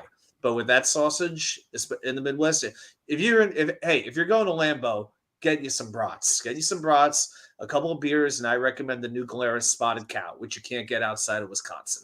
Interesting. Bratwurst. I would take kielbasa every day of the week over bratwurst, but I love sauerkraut, man. I could eat sauerkraut out of the jar, love it. Love sauerkraut. Okay, let's do one more, and then we're going to wrap this one up. J.E. Allen's checking in. He wants to talk to you, Frankie. He says, Frankie, doubling the wins from last season is not a winning season. It's better, but not winning. What do you think of that, Frankie? Well, we've already kind of explained this. I mean, thanks for your opinion, J.E., but we can have 8 wins, 9 wins, and it depends how you play. And we often go into depth on my channel about those kind of things. So if we're getting blown out every other week and we win 8 games, that's not going to be a winning season because we're getting blown out every other time and we're maybe just lucking out on 8 wins. That's different than if we're in every game and there's a couple of doinks that we lose and things of that nature, and we wind up with 8 wins and we have 2 doink games where we lose at the last second. So there's different ways that, a season can go. And so, being so steadfast in saying this isn't this and this is this, it doesn't work that way. Yeah, I mean, look, and technically speaking, because, math doesn't lie, 8 wins is not right. I mean, 8 wins is not a winning season, but I think, J.E., what we're talking about is a season that we would be happy with. You know what I mean? Right. Yeah, So even if we don't have a winning record, like if you have 8 wins and just like Frankie said, you got a couple, the ball just bounced the wrong way, a late minute thing happens or a fumble, like those are the kinds of things. They suck and you don't want to see it, but you can still tell that your team's on the right path. That's kind of what we're looking for this year. I mean, playoffs would be great, but if I'm being real honest, I'm not expecting to make them. I'm looking for progression and happiness alongside of it. Fat Gandalf says a bucket of KFC was our go-to in the Shea Stadium days. That's a good one. It makes it easy to stop at KFC and get a bucket of 20 pieces. That's pretty good. Joe Malone says, what kind of wings? Well, let me say, what I do is I grill my wings. I do a thing called a salt and pepper wing, right? So I have a specific seasoning thing. I make salt and pepper wings. I grill them till there's a little bit crispiness on it. Then I insert them and drown them into my chosen hot sauce. I marinate them for like almost a whole day. And then I will either bake them, or if it's at a tailgate, I will have them in a tinfoil tin and I will cover it really tight and put them on the grill for about an hour with a couple stirs. And when you eat them, you can literally go and the meat will come off the bone. That's how good it is. And it's fucking fantastic, man. So generally speaking, though, I like a good fried wing. That's my thing. And like what UK said about sandwich connoisseur, while I wouldn't hold a candle to like, a world famous chef or something like that my palate isn't as refined, but I know wings, man. And I am always very consistently disappointed with wings. But every now and then I have a good one. And the way I make it, while it's different, I've never had anybody say, oh, I don't like this wing. Never. So my wings always go. So that's how I like it. Sky Pilot says he wants roasted raven with hot sauce. I will eat that all day with you, Sky Pilot. I like that. So what do we got? Orphanage with a super chat. He says, when Clemens hits his toe, the table screams in pain. Yeah, there you go. That's a good one. What was that? I saw another one in there too. Something I forget. I thought I had it, but I don't. There's a good ones. Like Frankie said, if you go to the Chuck Norris page, there are some really, really funny ones, man. And when you apply it to Michael Clemens, this has been fun. So guys, I think that's about it for the super chats. They're talking. We're all talking about food now. Hawk air fryer wings. Yeah, man. I just made rice in my air fryer is a pressure cooker, an air fryer, all the kind. I just made rice in it. I made steak in it not too long ago, and I made chicken wing. It's like, I don't know. Air fryers are the shit, by the way. They're the best. They're life-altering air fryers. So anyway, why don't we go around the panel? I think that's about it for the super chats and everything. You guys are awesome, man. We did 3 hours and 8 minutes right now. We found out what our schedule is. We came up with a 12-5 prediction from the chat, a 10-7 prediction from Frankie and myself. So I think we're all feeling pretty positive. The schedule is tough, man. We know that, and we got a tough start, but we're going to be there at the home opener to help our team get over the hump, and that's going to be exciting. Jeremy, why don't you tell everybody what you got coming up, buddy? All right. Slight name change. Jets Chaos with Jeremy. Coming up Sunday night, I'll be with Dom C. He is one of the, rising player analysts in the world. So he's amazing. Yeah. Thanks, GreenBean, for introducing him to us in your Patreon. And I was lucky enough for him to ask me to do a show. And so he's on there on Sunday nights, and then Wednesday nights, me and Adam get together and we do our Wacky Wednesday. And that's a fun time as well. So 2 live shows plus short videos. Subscribe, hit the notification bell, and enjoy, hopefully. I just want to make it clear, I still don't like that you guys are using Adam for What2K. It's sending missed messages. I don't understand. I don't like it. I don't approve. Okay, that said, What2K, what do you got coming on? As we know, What2K is the president of the Virginia Jets fan club, everybody. This guy is in it. He's out there. He's boots on the ground. So, we got to give him that respect, man. What does What2K have coming up? Is the Virginia Jet fan club excited about the coming season? What do you got? Oh, we are. We're actually going axe throwing on Saturday afternoon. So that's our next big event. So we're definitely looking forward to doing some of that. I'm sure there'll be a Norfolk Tides baseball game. I think it'll probably be the Tides versus the Mets, the Syracuse Mets, a little later this season. But But I'll throw two things out. I actually just dropped a video about 2 hours ago with my thoughts on the schedule, just a little 5-minute breakdown. So I posted that on the Wat2K99 channel. Wat2K. What is this Adam shit? Why are we doing that? It's outside. Yeah. Like I'm the only one on the screen right now who only is using more than one name. I'm just saying. Right. We should stick. I mean, fuck, man. I'm GreenBean. You don't think I have a real name? Of course I have a fucking real name. My mother didn't name me GreenBean. You just go with the way it goes. But yeah. Can we throw the trivia question out really quick? Oh, yeah. Let's do that. And then I want to hear what Frankie's got going on. I do want to say John Salty Nuts Magoo said Anthony's coal-fired pizza makes the best wings served with sauteed onions. I'm going to second that and tell you they are fantastic. And they are the epitome of simplicity is best. There's all kinds of overcomplicating. You see these places like, we have 65 wing sauces. I'm like, nope, I'm out.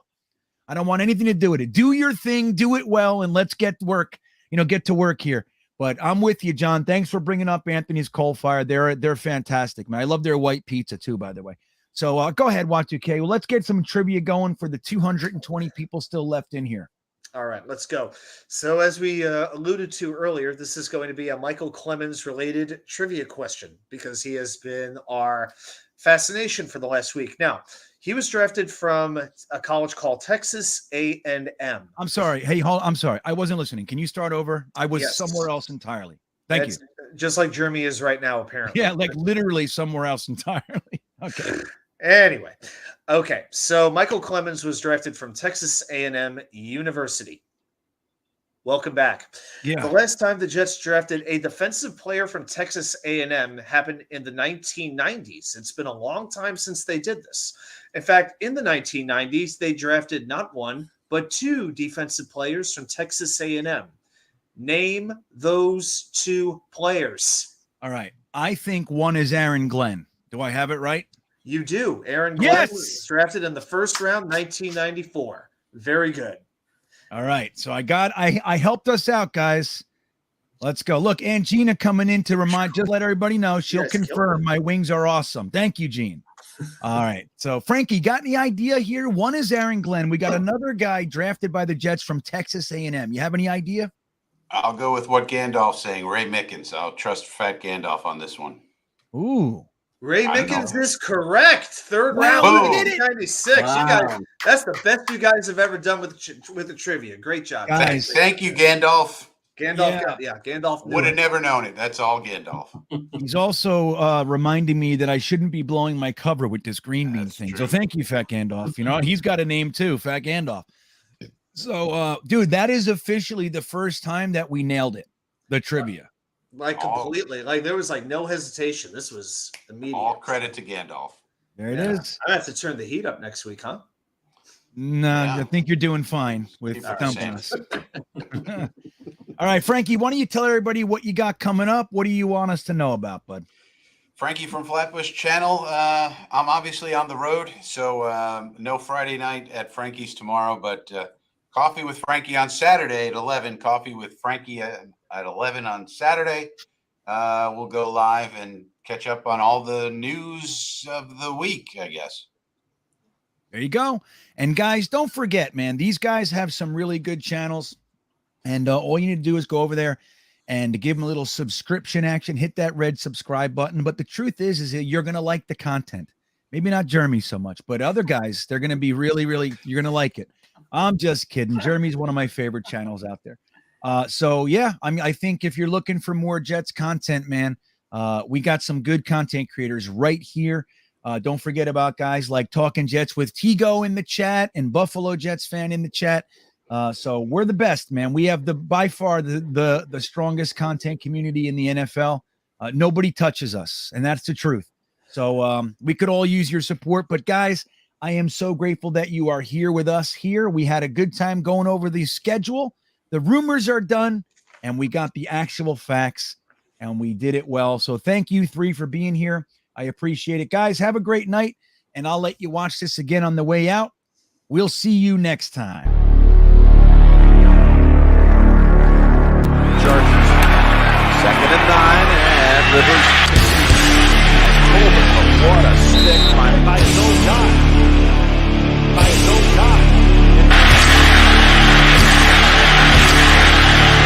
Colbert is the one down on the field. And making the catch, and that collision with Brian Thomas. Injury timeout.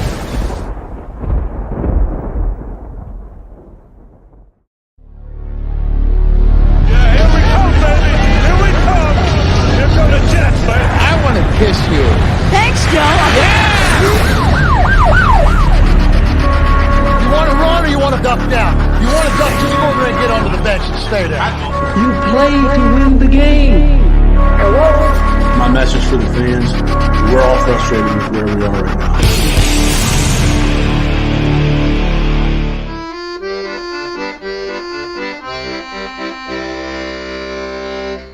Jets, Jets, Jets.